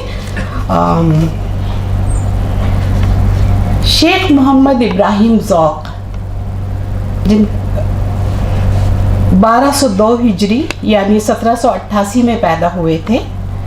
उनके वालिद का नाम शेख मोहम्मद रमज़ान था, जो मुज़फ़्फ़रनगर यूपी के थे। जैसा कि आपको पता चला कि नवाब लुत्फ़ अली ख़ां की सरकार से शेख मोहम्मद रमज़ान वाबस्ता थे, और शमीम साहब ने कहा कि वो ऊपर का काम करते थे, तो ऊपर का काम वो करते थे। माली तौर पर बहुत ज़्यादा बहुत अमीर नहीं थे, बहुत गरीब थे। एक छोटा सा घर उनको नवाब लुत्फ़ अली ख़ां की महल सरा में मिला हुआ था। काबली दरवाज़े के पास ये था, वो काबली दरवाज़ा जिसे यहाँ बैठे हुए बहुत से नई नस्ल के लोग नहीं जानते। दरअसल अब जो लाल किला और कश्मीरी गेट के बीच का जो हिस्सा है, जहाँ इस वक्त पुरानी दिल्ली रेलवे स्टेशन है, जहाँ रेल की पटरियाँ बिछी हुई हैं, जहाँ रेलवे गोदाम है, रेलवे प्लेटफॉर्म है, यही वो जगह है जहाँ पर उस वक्त के उस अहद साज शायर ज़ौक़ की पैदाइश हुई थी। आज भी जब आप पुरानी दिल्ली से कहीं जाएं और रेलवे प्लेटफॉर्म से गुज़रें, तो अपनी नज़रों को उस अर्ज़ पाक को चूमने की इजाज़त दें कि जहाँ ज़ौक़ पैदा हुए थे। ज़ौक़ जैसा शायर मलिकुश्शोरा खाकानी हिंद पैदा हुए थे। और तसव्वुर कीजिए कि ये मलिकुश्शोरा और खाकानी हिंद वो शख्स कि जिसके वालिद एक महल सरा में काम करते थे, क्या हैसियत थी उनकी। शायद यही वजह थी कि ज़ौक़ ये चाहते थे कि वो मुआशी तौर पर और समाजी तौर पर एक बेहतर मकाम हासिल कर सकें। आम तौर पे अगर वो एक आम बच्चे होते तो जो वालिद करते थे, जैसे कि उस वक्त का रिवाज था, वो भी वही करते। वालिद के बाद वो भी महल सरा में लग जाते। लेकिन ज़ौक़ बचपन से ही बहुत इल्म दानिश हासिल करना चाहते थे, और वो ये चाहते थे कि जो कुछ उनके वालिद कर रहे हैं वो उससे कुछ आगे करें। और इसीलिए उन्होंने बहुत से उलूम सीखने की कोशिश की, यानी उन्होंने इल्म मौसीकी भी सीखने की कोशिश की।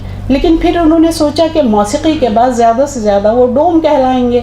उस वक्त डोम होते थे जो गाते बजाते थे, लेकिन बहुत अच्छा पेशा ये नहीं होता था, इससे बहुत इज़्ज़त नहीं मिलती थी समाज में।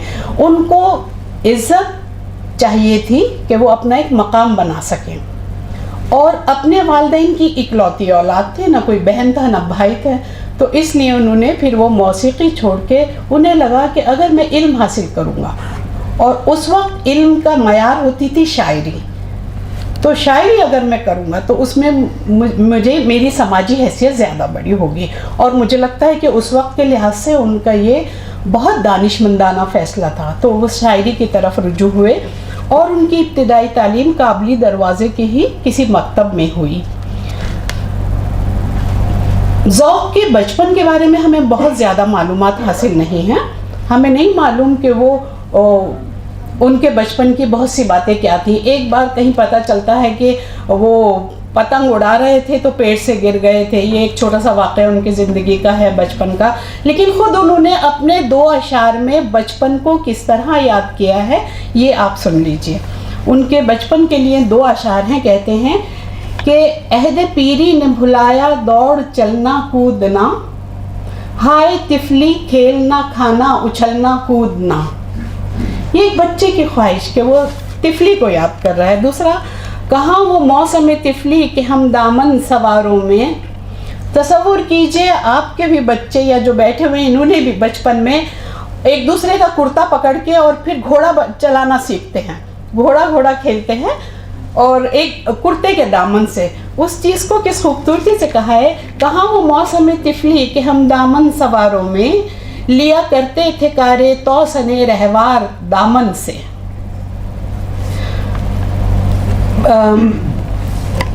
ज़ौक़ के बारे में कहा जाता है कि ज़ौक़ बहुत बाला कद नहीं थे, पस्ता कद भी नहीं थे, दरमियाना कद था और उनके चेहरे पर चेचक के दाग थे। उनकी शख्सियत के बारे में अगर कुछ हमें देखने को पता चलता है तो ये है। और उनकी इब्तिदाई तालीम काबली दरवाज़े की ही एक मकतब में हुई थी। कहीं से मौलवी अब्दुल रज़ाक का नाम उनके उस्ताद के तौर पर भी आता है, लेकिन ज़्यादा मुस्तनद हाफिज़ ग़ुलाम रसूल जो शौक़ तखल्लुस करते थे, उनके मकतब में ये जाते थे। पढ़ाई बहुत अच्छी करते थे और जैसा कि होता था हर घर में उस ज़माने में शायरी का माहौल होता था। बकौल गालिब कि अगर ढेला भी उठाओ सड़क पे से तो नीचे से शोरा निकलते थे, तो ये वही माहौल था। तो ग़ुलाम रसूल शौक़ के यहाँ भी शायरी का सिलसिला था। ये ख़ुद वहाँ जाते थे, इन्हें भी शायरी का शौक़ था, लेकिन शेर नहीं होते थे। तो ये नमाज़ें पढ़ते थे, वज़ू करते थे और अल्लाह से दुआ मांगते थे, अल्लाह मुझे शेर कहना आ जाए, मुझे शेर कहना आ जाए। पता नहीं कौन सी कबूलियत की घड़ी थी कि इनको शेर कहना आ गया। और 13-14 साल की उम्र में इन्होंने पहले 2 शेर इन पर, ये कहते हैं कि मुझ पर उतरे। मैंने बिना अनजाने में मुझसे 2 शेर हुए, पहला हम्द का था और दूसरा नात का था। तो ये उनकी इब्तिदाई शायरी थी। इसके बाद बाकायदा वो शेर कहने लगे। जैसा कि आपको अभी बताया कि वो शुरू में शाह नसीर के शागिर्द हो गए थे। शाह नसीर उस वक्त का बहुत बड़ा नाम था, बहुत बड़े शायर थे और सैकड़ों की तादाद में उनके पास शागिर्द होते थे। तो ज़ौक़ भी उनके यहाँ चले गए। लेकिन कुछ अरसे बाद ऐसा हुआ कि उन्होंने शाह नसीर की शागिर्दी छोड़ दी या शाह नसीर ने उन्हें शागिर्दी से निकाल दिया, ये एक मुअम्मा है। लेकिन जहाँ तक पता चला है हुआ ये कि शाह नसीर के एक बेटे थे जिनका नाम था शाह वजीउद्दीन, मुनीर तखल्लुस करते थे वो। और सौदा क्योंकि शायरी में ताक थे, तो ये जो अपनी गज़लें इस्लाह के लिए शाह नसीर के पास लेके जाते थे, तो शाह नसीर उनके कुछ मौज़ूआत बिल्कुल काट दिया करते थे, कुछ अशार काट दिया करते थे और कुछ गज़लें उठा के फेंकते थे कि ये ठीक नहीं है, दोबारा लिख के लाओ। तो इससे पता चलता है कि शाह नसीर का सलूक ज़ौक़ के साथ बेहतर नहीं था। फिर ये पता चला ज़ौक़ को कि जो अशार काटे जाते थे या जो मौजू पामाल बताए जाते थे, वही मौजू फिर शाह वजीउद्दीन मुनीर के यहाँ मिलते थे। तो आप अब तसव्वुर कीजिए। और यहीं से बददिल होकर ज़ौक़ ने शाह नसीर की शागिर्दी छोड़ दी थी। मुझे ये लगता है कि शायद ये सही हो। जितने लोग यहाँ मौजूद हैं वो जानते हैं कि औलाद बड़ी बुरी चीज़ होती है, और उस वक्त तो और बुरी चीज़ होती है कि जब मुकाबला आपके शागिर्द और आपकी औलाद में हो, मवाजना हो, तो ज़ाहिरी बात है उस वक्त उस्ताद कुछ उस्तादाना बेईमानी भी कर जाते हैं। और शाह नसीर के यहाँ भी ये हुआ होगा और इसी से बददिल होकर ज़ौक़ ने उनसे उनकी शागिर्दी से उनकी अलहदा हो गए। और फिर उसके बाद उनकी कुछ अरसे चश्मक भी रही शाह नसीर के साथ। हालांकि बहुत तहज़ीब याफ्ता थे, बहुत तहज़ीब के दायरे में चश्मकें होती थी, लेकिन वो हुई। एक और उनके बचपन के दोस्त थे मीर काज़िम हुसैन। वो बेकरार तखल्लुस करते थे और ये उनकी ज़िंदगी में बहुत अहम इसलिए रहे कि बहादुर शाह ज़फ़र के दरबार तक पहुंचाने के लिए मीर काज़िम हुसैन ने उनका बहुत साथ दिया था। और शाह नसीर से मिलवाने वाले भी मीर काजिम हुसैन ही थे। मीर काजिम हुसैन एक दिन उन्होंने अपनी गज़ल सुनाई, ज़ौक़ को पसंद आई, उन्होंने कहा ये कहाँ से तुमने ली? तो उन्होंने कहा कि इसकी इस्लाह शाह नसीर ने की है। तो फिर ज़ौक़ भी शाह नसीर के शागिर्द हो गए थे। इस तरह मीर काजिम उनकी ज़िंदगी में बहुत अहम थे। एक दिन ज़ौक़ शाह नसीर के पास एक गज़ल लिख कर ले गए और उसकी रदीफ़ थी, दोश नक्शे पा आगोश नक्शे पा। ये सौदा की ज़मीन थी। तो जब शाह नसीर ने ये सुना तो उनको बहुत बुरा लगा। उन्होंने वो गज़ल फेंक दी और कहा कि अब तुम इतने बड़े हो गए हो कि उस्ताद की ज़मीन में गज़ल कहोगे, और उन्हें वहाँ से मायूसाना लौट आना पड़ा। यहाँ आके ये बहुत परेशान हुए क्योंकि इनको ये गज़ल इनकी पसंदीदा थी। उसके बाद ये जामा मस्जिद जाके वहाँ पर इन्होंने नमाज़ पढ़ी और उसके बाद ये सरगर्दा फिरने लगे कि अब शाह नसीर तो मेरे उस्ताद नहीं हैं तो इस्लाह होगी नहीं, जब इस्लाह नहीं होगी तो मैं मुशायरों में शेर कैसे पढ़ूँगा। तो इसलिए वो ज़रा परेशान थे कि उनको वहाँ पर मीर कल्लू हकीर बैठे हुए मिले। मीर कल्लू हकीर उस वक्त का एक बड़ा नाम था, शायर थे, दिल्ली के थे। वो मिले, जब उन्होंने पूछा कि इब्राहिम क्या बात है, तो उन्होंने ये सब बताया। उन्होंने कहा ठीक है मुझे गज़ल सुनाओ। इन्होंने गज़ल सुनाई और गज़ल के अशार ये थे कि उफ्ताद गां को बेसरो सामा न जानियो, दामान खाक हो तह रूपोश नक्शे पा, एजाज पा से तेरे अजब क्या कि राह में, वो लुट्ठे मुँह से हर लब खामोश नक्शे पा, फैज़े बरह न पाइए मजनू से दश्त में, हर आबला बने है दुर्रे गोश नक्शे पा, पाबोस दर किनार के अपनी तो खाक भी, पहुँची न ज़ौक़ उसके बागोश नक्शे पा। गज़ल सुनते ही मीर कल्लू हकीर ने कहा कि बहुत अच्छी गज़ल है और किसी इस्लाह की ज़रूरत नहीं है, आप जाइए और मुशायरे में पढ़ के आइए। ये वो गज़ल थी कि इसके बाद ज़ौक़ ने बग़ैर इस्लाह के ख़ुद अपनी गज़लें मुशायरों में पढ़नी शुरू की और इस गज़ल पे भी उन्होंने मुशायरा लूट लिया, बहुत वाह वाह हुई।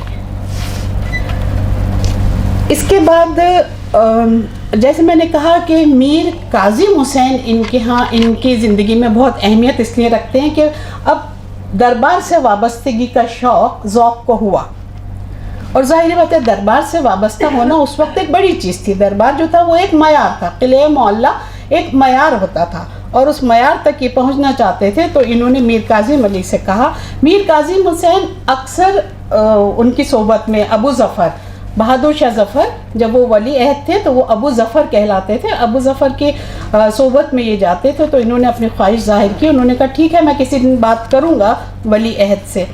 फिर हुआ यूँ कि शाह नज़ीर 1803 के बाद दक्कन चले गए और मीर काजिम हुसैन वो भी मीर मुंशी बनकर जॉन इल्फस्टन के साथ काबुल चले गए। यहाँ अब बहादुर शाह ज़फ़र के लिए इस्लाह देने वाले की किसी की ज़रूरत थी, जहाँ ज़ौक़ को मीर काजिम हुसैन लगा कर गए थे। ज़ौक़ की सोहबत अबू ज़फ़र को बहुत मिली और वो इनसे बहुत मुतासिर हुए और ज़ौक़ को अक्सर किले मोहल्ला में बुलाने लगे। ज़ौक़ वहाँ जाते थे, अपनी गज़लें सुनाते थे और वली अहद की गज़ल की इस्लाह भी करते थे। एक दिन वली अहद तीरंदाजी कर रहे थे, ये पहुँचे तो उन्होंने कहा कि कुछ सुनाओ। इन्होंने एक शेर सुनाया, वो आप भी सुनिए। निगाह का वार था दिल पर फड़कने जान लगी, निगाह का वार था दिल पर फड़कने जान लगी, चली थी बर्छी किसी पर किसी के आन लगी। याद कीजिए पाकीज़ा फिल्म का वो गाना, ठाड़े रहियो ओ बाके यार रे। उससे पहले ये शेर, ये मुखड़ा सुनाया जाता है, ये मतलब बताया जाता है, उसके बाद वो गाना शुरू होता है। और ये गज़ल बहादुर शाह ज़फ़र उनसे फरमाइश करते जाते थे और शेर सुनते जाते थे। बहुत अच्छे इसमें कुछ अशार निकले हैं, लेकिन मतलब ये सबसे बेहतरीन है। और इसके बाद मैं बाकी अशार आगे चलती हूँ। कादिरुल कलामी और बरजस्तगी का आलम ये था ज़ौक़ का कि एक दफ़ा का जिक्र है, बादशाह के पास, बादशाह यानी बहादुर शाह ज़फ़र, ये बादशाह के पास थे। बादशाह ने एक गज़ल कही और उन्होंने ये फरमाइश की अपने उस्ताद से कि ऐसा कुछ कीजिए कि मैं कुछ नया करना चाहता हूँ, कि एक शेर मेरा हो और उसके बाद एक और मिसरा लगा दिया जाए और वो मिसरा जो है वो مثلث ہو جائے اور یعنی ایک بند کی طرح سے ہو، ہر شعر کے بعد ایک مصرع لگے۔ تو ذوق نے کہا کہ مجھے دکھائیے وہ غزل۔ جب غزل دکھائی گئی تو آپ دیکھیے کہ ذوق وہ غزل کا ایک ایک شعر پڑھتے تھے اور تیسرا مصرع لگاتے چلے جاتے تھے۔ ہاتھ میں انہوں نے قلم لیا، ایک شعر پڑھا اور تیسرا مصرع لگا دیا۔ اب میں آپ کو سنا رہی ہوں، آپ ذرا دیکھیے۔ اور پہلے دو مصرے یعنی ایک شعر تو اب بہادر شاہ ظفر کا ہوگا اور جو تیسرا مصرع ہے وہ ذوق کا ہے، لیکن کہیں ایسا نہیں لگے گا کہ یہ دو لوگ مل کر ایک غزل کہہ رہے ہیں۔ یا تو افسر میرا شاہانہ بنایا ہوتا، یا میرا تاج گدایا نہ بنایا ہوتا، ورنہ ایسا جو بنایا نہ بنایا ہوتا۔ یہ تیسرا مصرع ہے۔ نشہ عشق اگر ذوق دیا تھا مجھ کو، عمر کا تنگ نہ پیمانہ بنایا ہوتا۔ ذوق کہتے ہیں دل کو میرے خم و خمخانہ بنایا ہوتا۔ اور پھر کہتے ہیں کہ روز معمور ہے دنیا میں خرابی ہے ظفر، ایسی بستی سے تو ویرانہ بنایا ہوتا، بلکہ بہتر تو یہی تھا نہ بنایا ہوتا۔ تو یہ جلدی ختم کروں جی۔ اچھا، اس کے بعد جو ہم یہ دیکھتے ہیں کہ نظیر کے ہاں آپ نے دیکھا کہ نظیر عوامی شاعر ہیں اور وہ ہر چیز پہ شاعری کرتے تھے، ہر موضوع پہ انہوں نے قلم اٹھایا ہے۔ اب تو یہ ہے کہ میں پرانی دلی کی ہوں، مجھے اچھی طرح یاد ہے کہ ہمارے گھر کے باہر، گھر کے نیچے جو ککڑی بیچنے والا آتا تھا وہ بھی نظیر کی نظم گا کر ککڑی بیچتا تھا۔ لیلا کی انگلیاں ہیں یہ مجنوں کی پسلیاں، لے لو ہری ہری یہ تازی ککڑیاں۔ تو یہ پرانی دلی والے لوگ جانتے ہیں۔ تو یہ نظیر کا ہی خاصہ نہیں تھا، بلکہ ذوق بھی اس معاملے میں بہت آگے تھے۔ ایک چورن والا چورن کی پڑیاں بیچتا تھا اور وہ کھٹا میٹھا کہہ کے بیچتا تھا، اور وہ یہ آواز لگاتا تھا لے تیرے من چلے کا سودا ہے کھٹا میٹھا۔ اب ذوق کیا کہہ رہے ہیں؟ کنجڑے کسی ہاٹ ہے دنیا جن سے ساری کھٹی، میٹھی چاہے میٹھی لے لے کھٹی چاہے کھٹی، لے تیرے من چلے کا سودا ہے کھٹا میٹھا۔ اب یہ چیز دیکھیے کہ یہاں ہم یہ دیکھ رہے ہیں کہ ان کی قادر الکلامی، ایک فقیر تھا جو صدا لگایا کرتا تھا۔ پرانی دلی کے لوگ جانتے ہیں کہ فقیر جو تھا وہ کبھی مانگتا نہیں تھا، اور نہ فقیر کو ہم فقیر کہتے تھے، اللہ والے کہتے تھے، اللہ والے آئے ہیں۔ اور کسی کے دروازے سے اللہ والے کا یا سائل کا خالی جانا ایک بہت بے عزتی کی بات صاحب خانہ کے لیے سمجھی جاتی تھی۔ جیسے آج کل ریڈ لائٹ پہ فقیر ملتے ہیں اور انہیں ہاتھ ایسے کر دیا جاتا ہے، یہ تو سوچ ہی نہیں سکتے تھے۔ سائل آیا ہے تو ہر کام چھوڑ کے پہلے ان کو کچھ نہ کچھ دینا ہوتا تھا، اور کہتے تھے اللہ والے آئے ہیں۔ تو وہ جب اللہ والے ایک ایسے ہی تھے، اور وہ کہتے تھے کچھ راہ خدا دے جا جا تیرا بھلا ہوگا۔ اس پہ دیکھیے یہ کیسے لگا ہے، دنیا کے کیا کرتا ہے سینکڑوں تو دھندے، پر کام خدا کا بھی کر لے یا بندے، کچھ راہ خدا دے جا جا تیرا بھلا ہوگا۔ یہ فقیر مانگ رہا، گا رہا ہے اور مانگ رہا ہے، جس طرح نظیر کی نظمیں گا کر مانگتے تھے، ذوق کو بھی یہ حق حاصل ہے کہ ذوق کی بھی نظمیں فقیر اس طرح سے مانگتے تھے۔ جو رب نے دیا تجھ کو تو نام پہ رب کے دے، گر یہاں نہ دیا تو نے وہاں دے گا کیا بندے، کچھ راہ خدا دے جا جا تیرا بھلا ہوگا۔ میں آپ کو ذوق کی وہ چیزیں جو ابھی شمیم صاحب نے اور سرور الہدا صاحب نے بتائی ہیں، میں اس سے ذرا ہٹ کے کچھ بتانا چاہ رہی ہوں۔ ذوق کی شاعری کے لیے، ذوق کی غزلوں کے لیے میں آپ کو یہ بتاتی ہوں کہ جس زمانے میں ذوق نے شاہ نصیر کی شاگردی اختیار کی، اس وقت دلی میں شعر و شاعری کے افق پر شاہ نصیر اور ان کا رنگ چھایا ہوا تھا۔ شاہ نصیر کی اپنی بے پناہ تخلیقی صلاحیتیں ہی کیا کم تھیں، اس پر مستزاد یہ کہ ان کے رنگ میں لکھنے والے ان کے کئی شاگرد بھی ادبی محفلوں کو گرما رہے تھے۔ سننے والوں کے مزاج و ذوق بھی اسی رنگ میں رچ بس گئے تھے، اور اسی رنگ سخن کو قبولیت عام مل چکی تھی۔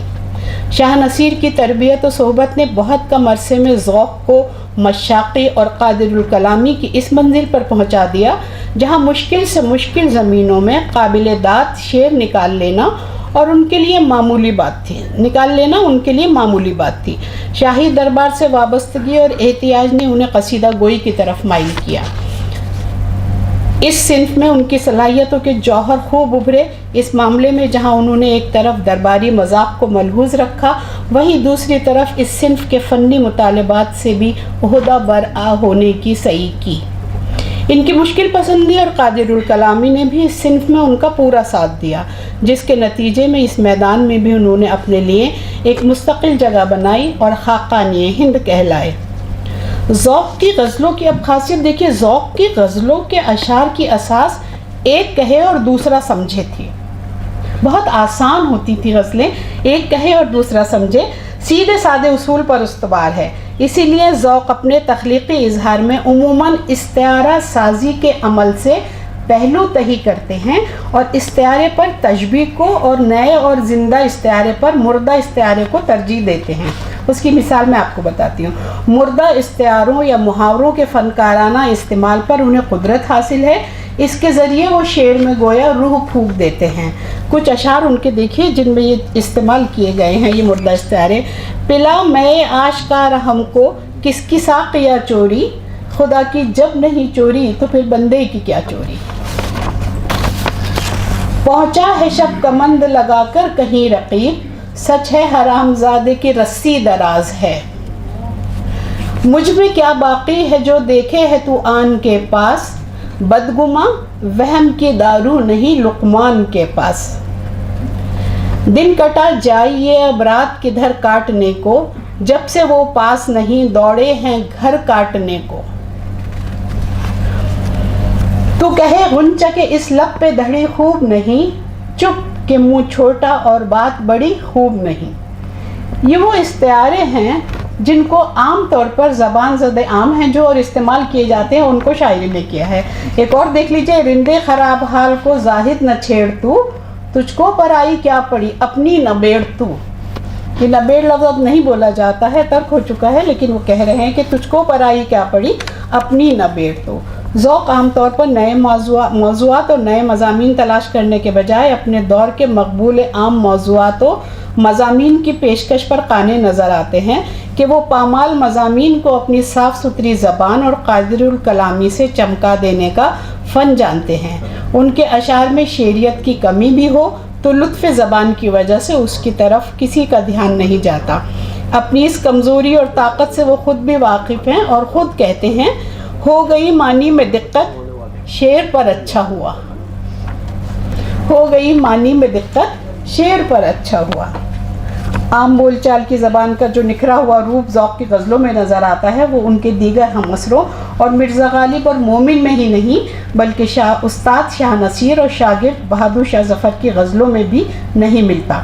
ज़ौक़ की गज़लों में हमें उनके मज़कूरा बाला हमअसरों के मामले में फ़ारसी ज़दगी से गुरेज़ की कामयाब अमली कोशिश मिलती है, जो शेरी और तख्लीक़ी इजहार के मामले में अपनी ज़बान पर कामिल उबूर और एतमाद के बग़ैर मुमकिन नहीं। और ये उबूर और एतमाद शेख इब्राहिम ज़ौक़ को हासिल था।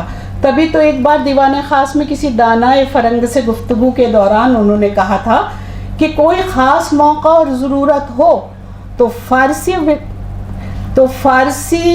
वग़ैरह में भी कहना पड़ता है, वरना उर्दू ही में कहता हूँ कि ये मेरी ज़बान है।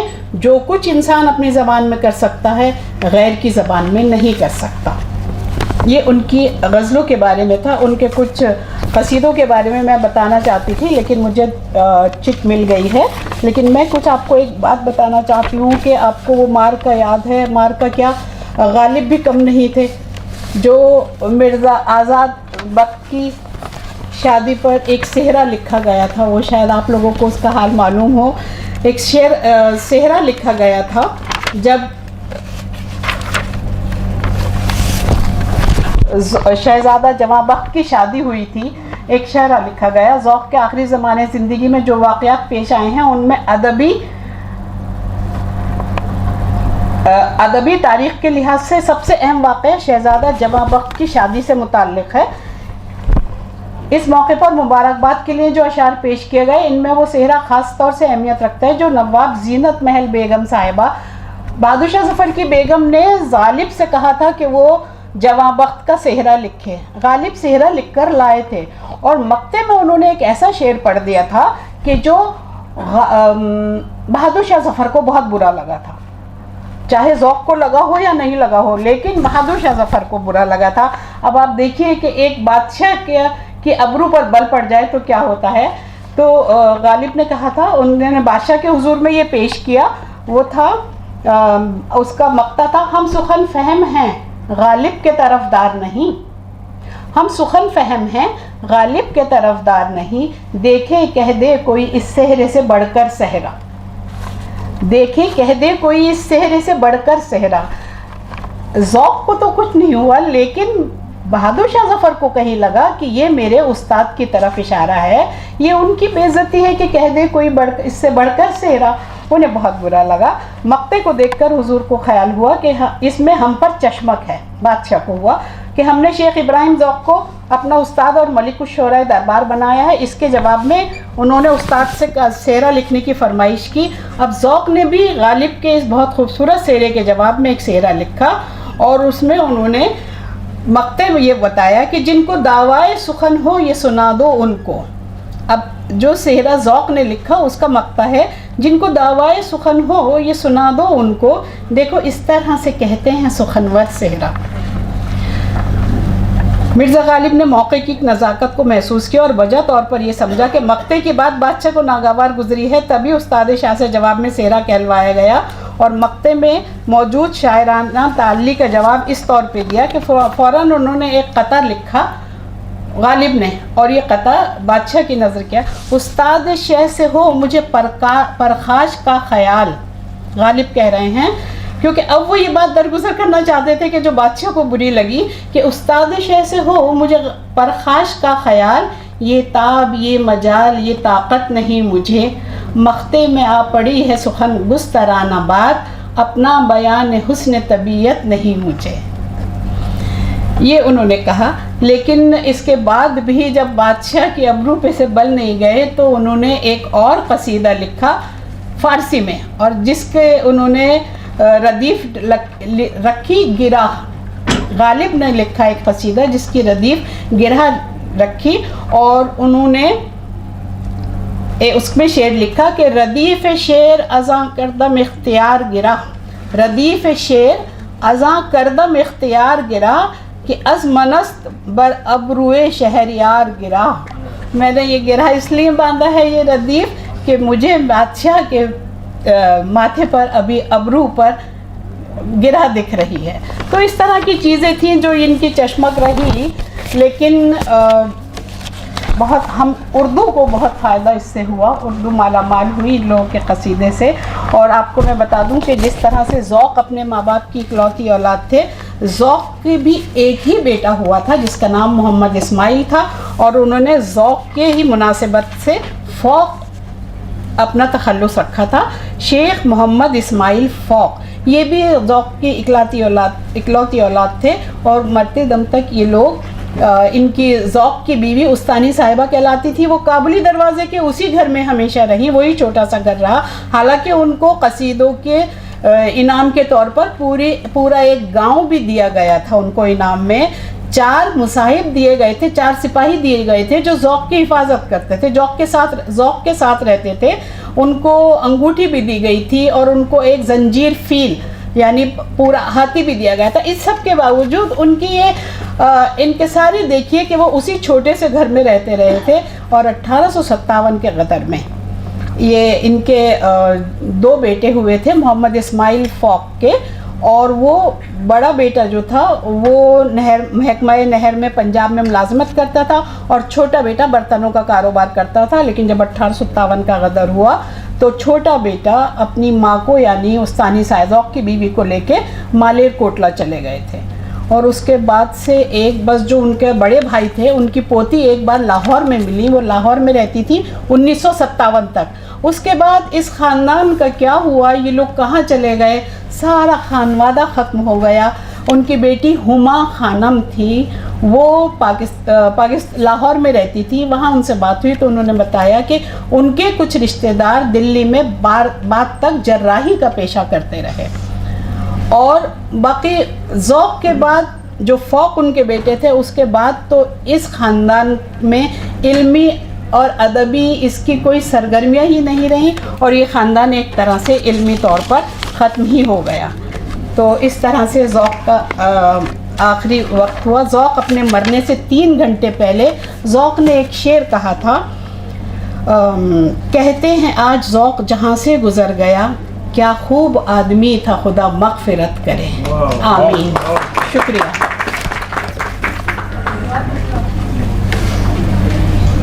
بہت شکریہ پروفیسر شاہینہ تبسم صاحبہ. حضرات, غالب انسٹیٹیوٹ کی یہ خوش قسمتی ہے اور ہم لوگوں کی کہ ڈاکٹر بلجیت سنگھ صاحب یہاں پر موجود ہیں. ابھی غالب انسٹیٹیوٹ نے دیوان غالب پنجابی کے اندر شائع کیا ہے, جس کی رسم رونمائی جو ہے 10 نومبر کو پنجابی یونیورسٹی پٹیالہ میں منعقد ہوئی تھی, اور اس کا سہرا جو ہے بلجیت سنگھ صاحب کو جاتا ہے.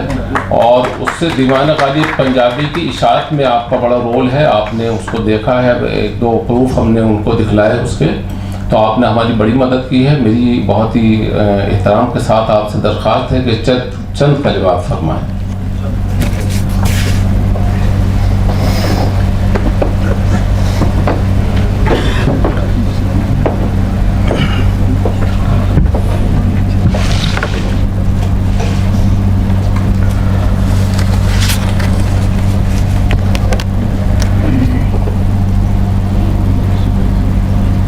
خواتین حضرات, آج کے صدر پروگرام کی اور سبھی اپستھت جو اس مضمون کے ماہر ہیں, ان سب کو میری طرف سے آداب اور السلام علیکم. پہلے تو میں پروفیسر ڈاکٹر ادریسی کا بہت بہت شکریہ ادا کرتا ہوں کہ جو انسان ایک شاگرد بننے کے لائق نہیں ہے, وہ آپ نے اتنے عمدہ وقتہ کے بیچ میں ان کو جگہ دی. آپ کا بہت بہت دھنیہ واد. Thank you. شکریہ جی. ہم جب بچپن میں اپنے فارم ہاؤس میں جایا کرتے تھے تو ہمیں کبڈی اور پہلوانی کا شوق تھا. تو جب بھی کوئی ایسی حالات ہوتے تھے جیسے آج ہے, تو ایک شبد بہت عام تھا ہماری زندگی کا, جا علی مدد. تو آج ہمیں وہ محسوس ہو رہا ہے اس مضمون کے ماہروں کے سامنے بیٹھ کر, اور اپنی حیثیت بھی یاد آ رہی ہے. یونیورسٹی میں 2 دھاکے بتیت کرنے کے بعد آج یہ محسوس ہو رہا ہے کہ اس وشے میں ایک چیز جو مجھے سمجھ آئی, ہم نے اس ادب کے ساتھ یا اس ادب کو ایک خطہ یا ایک مذہب کا حصہ بنا دیا. یہ گستاخی ہم سے ہو گئی ہے. ہم اردو کے گناہ گار ہیں. آج میرا تعلق پنجاب کے امرتسر ڈسٹرکٹ سے ہے, اور آج مجھے اپنا بچپن کا پورا یاد آ رہا تھا, جیسے ہم عید کے دنوں کے ڈرامے دیکھتے تھے, جہاں اس سے پہلے مشاعرہ ہوا کرتا تھا, یا جیسے ہم ہر ویروار دن مزار پہ جا کے جب ہم گجرانوالہ سے آ کر امرتسر میں سیٹل ہوئے, تو جو مزار کی ذمہ داری تھی وہ ہمارے ایریے میں تھی, تو اس لیے ہماری لگی ہوئی تھی, تو ہم جایا کرتے تھے. آج وہ مجھے سب بچپن یاد آ رہا تھا, جب اب میں بڑے اچھے آپ شبدوں کی ورتوں کر رہی تھی. اس سے ہم سب کی ذمہ داری جو لگتا بنتی ہے, جو الگ الگ پوزیشن میں بیٹھے ہیں, کہ یہ جو ہیریٹیج ہے یہ آپ سب کا نہیں ہے, ہمارا بھی ہے.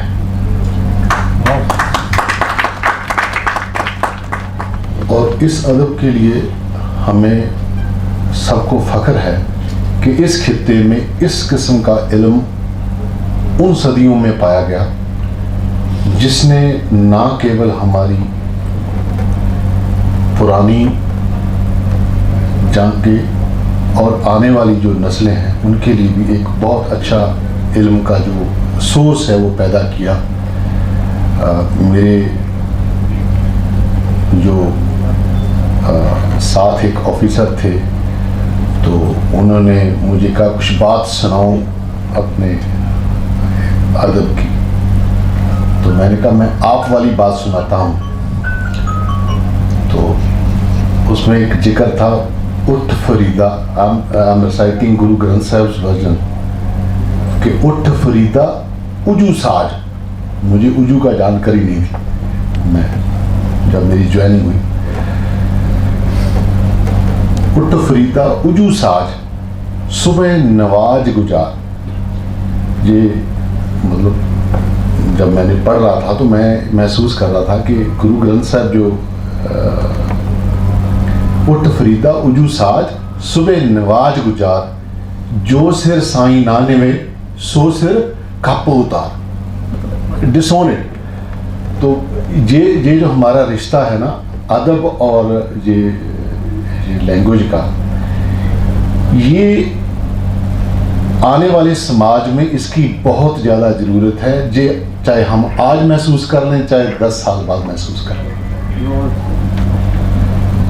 ہمیں ایک دوسرے کو سمجھنے کے لیے صرف بھاشا لینگویج کو مادھیم کی طرح نہیں لینا چاہیے.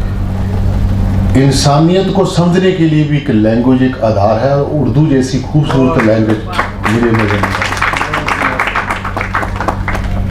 میں آخر میں شکر گزار ہوں پروفیسر کدوئی سر اور پروفیسر ادریس جی کا کہ جنہوں نے ہمیں موقع دیا اور میں آپ کے بیچ میں شامل ہوا ہوں. تہہ دل سے آپ کا شکریہ. اللہ حافظ. بہت شکریہ ڈاکٹر بلجیت سنگھ صاحب. دیکھیے یہی روایت ابھی جو دیوان غالب پنجابی کی رسم رونمائی پٹیالہ میں ہوئی, وہاں سے فارغ ہو کر کے میں اور ہمارے ڈاکٹر محضر رضا صاحب ہم جو بھی اسٹاف یہاں سے گیا تھا, اس کے بعد سمانہ ایک جگہ ہے, وہاں قصبہ ہے, گاؤں ہے وہاں پہ, اور اس میں حضرت زین العابدین صاحب کے 2 صاحبزادوں کی جو ہے مزارات ہیں وہاں. تو ہم نے وہاں حاضری دی. میں نے وہاں یہ دیکھا کہ مزار کے بالکل قرب میں بیٹھی ہوئی 2 خواتین نوحہ خوانی کر رہی تھیں, اور میں نے ان سے معلوم کیا کہ آپ کون ہیں, مسلم ہیں کیا ہے؟ تو انہوں نے کہا نہیں ہم سکھ ہیں. اور وہ دونوں خواتین جو تھیں نوحے پڑھ رہی تھیں وہاں بیٹھی ہوئی. تو یہ روایت ہے ہمارے ہندوستان کی. تو اور میں بہت ہی ادب و احترام کے ساتھ پروفیسر صدیق الرحمان قدوئی صاحب سیکریٹری غالب انسٹیٹیوٹ سے التماس کرتا ہوں کہ آپ آج کے اس جلسے کی صدارتی کلمات سے نوازیں. پروفیسر صدیق الرحمان قدوئی صاحب. جناب پروفیسر بلجیت سنگھ شیخو, معزز خواتین و حضرات, بڑا تاریخی موقع ہے یہ کہ غالب انسٹیٹیوٹ میں ذوق کی یاد آ گئی, اور یہ آتی رہتی ہے ہر سال. لیکن تاریخ میں اور یا لوگوں کی یادداشت میں کچھ ایسا ہے کہ غالب اور ذوق ایک دوسرے کے حریف سمجھے جاتے ہیں. اور ایک زمانہ تھا جب دونوں تھے, اور بہت سے واقعات ایسے ہیں جنہیں آپ نے آج بھی سنا ہوگا, جنہیں سنایا جا سکتا ہے اس چشمت کے بیان کے لیے جو غالب اور ذوق کے درمیان تھا. لیکن میرے خیال میں کسی بھی 2 شاعروں کا موازنہ یا مقابلہ ایک ساتھ نہیں کرنا چاہیے. تو وجہ یہ ہے کہ ہر شاعر اگر اس کے اندر کچھ جان ہے تو وہ اپنے طور پر منفرد ہوتا ہے, اور اسے اسی کے پیمانے پر جانچنا اور بیان کرنا چاہیے. غالب اور ذوق میں زمین اور آسمان کا فرق ہے. نہ صرف غالب اور ذوق میں بلکہ कोई भी दो शायर आप एक ज़माने के लें तो उनको आप बिल्कुल बराबर रखकर उनका मुआवजा या मुकाबला नहीं कर सकते। लेकिन ये तारीख की हकीकत है ये कि बसा औकात ऐसा होता है कि ज़माना तय कर देता है एक किस्म का मुकाबला या मुआवजा और उसका माहौल वो था और गुजर गया। और अब अदब की तारीख में गालिब अलग है, ज़ौक़ अलग हैं और उन दोनों की अपनी अपनी अहमियत है। ज़ौक़ को जब हम याद करते हैं तो हमें जो उनकी अव्वलियत दिखाई देती है वो है ज़बान का इस्तेमाल। 19वीं सदी में हमारे यहाँ उर्दू ज़बान एक आम बोलचाल की ज़बान तो थी ही और बहुत मकबूल थी, लेकिन उसका अदबी रूह और शेरी रूह धीरे धीरे बन रहा था। और जिन लोगों ने उसमें बड़ा रोल अदा किया उनमें ज़ौक़ की शायरी में दिल्ली की ज़बान अपने बिल्कुल असली और टकसाली शक्ल में आती है और ज़ौक़ उसका पूरा ख्याल रखते हुए ज़बान के जितने पहलू हो सकते हैं, तन्बीहात, इस्तारात हों, मुहावरे हों, किनाए हों, इशारे हों, जो भी हों, वो सब ज़ौक़ के यहाँ अगर आप देखें तो उसकी वो एक दौलत है जो बिखरी पड़ी है। और यही ज़ौक़ ने अपने हमअसरों को दिया और यही ज़ौक़ के बाद उनके बाद आने वाले लोगों ने, जिनमें ख़ास तौर से अहम आदमी दाग है, जिन्होंने दिल्ली की उस ज़बान को अहमियत दी और उसमें शायरी की। और न सिर्फ ऐसी शायरी की कि जो तारीख का एक वाक़या हो गई, बल्कि उस ज़बानों पर आज भी है और उस वक्त भी थी। कितने मिसरे हैं जो आम बोलचाल की ज़बान के सीधे सीधे जुमले हैं जो मिसरों की शक्ल में इनकी शायरी में आ गए हैं और लोगों की ज़बानों पर चढ़े हुए हैं। तो ज़ौक़ ने सबसे बड़ा काम उर्दू अदब की एक पायदार हैसियत उर्दू ज़बान को अदब में इस्तेमाल करके और जिस ढंग से, जिस तरीके से उन्होंने इस्तेमाल किया, उससे अदब को एक पायदारी और एक दवाम हासिल हो गया। तो मैं समझता हूँ कि ज़ौक़ की इस अवलियत को ज़्यादा अहमियत देनी चाहिए और उनका कलाम अगर हम पढ़ें तो यही बात हमें नुमाया नजर आती है। गालिब और ज़ौक़ का कोई मुकाबला नहीं किया जा सकता और न मुकाबला करना चाहिए। अहम आदमी थे अपने ज़माने के, लिहाजा बहादुर शाह ज़फ़र ने उनको अपना उस्ताद भी मुकर्रर किया और न सिर्फ बहादुर शाह ज़फ़र ने उन्हें अपना उस्ताद मुकर्रर किया बल्कि गालिब ने भी इसी हैसियत से उनकी इज्जत की और उनको माना। और तारीख में यही हकीकत जो है वो अहम है।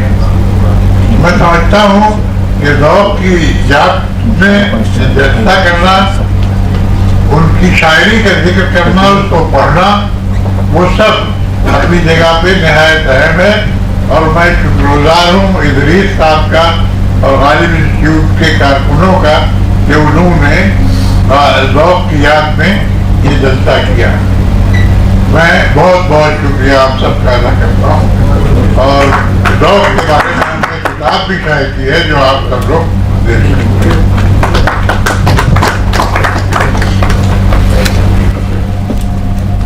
बहुत शुक्रिया प्रोफेसर सदीक़ुर्रहमान किदवाई साहब।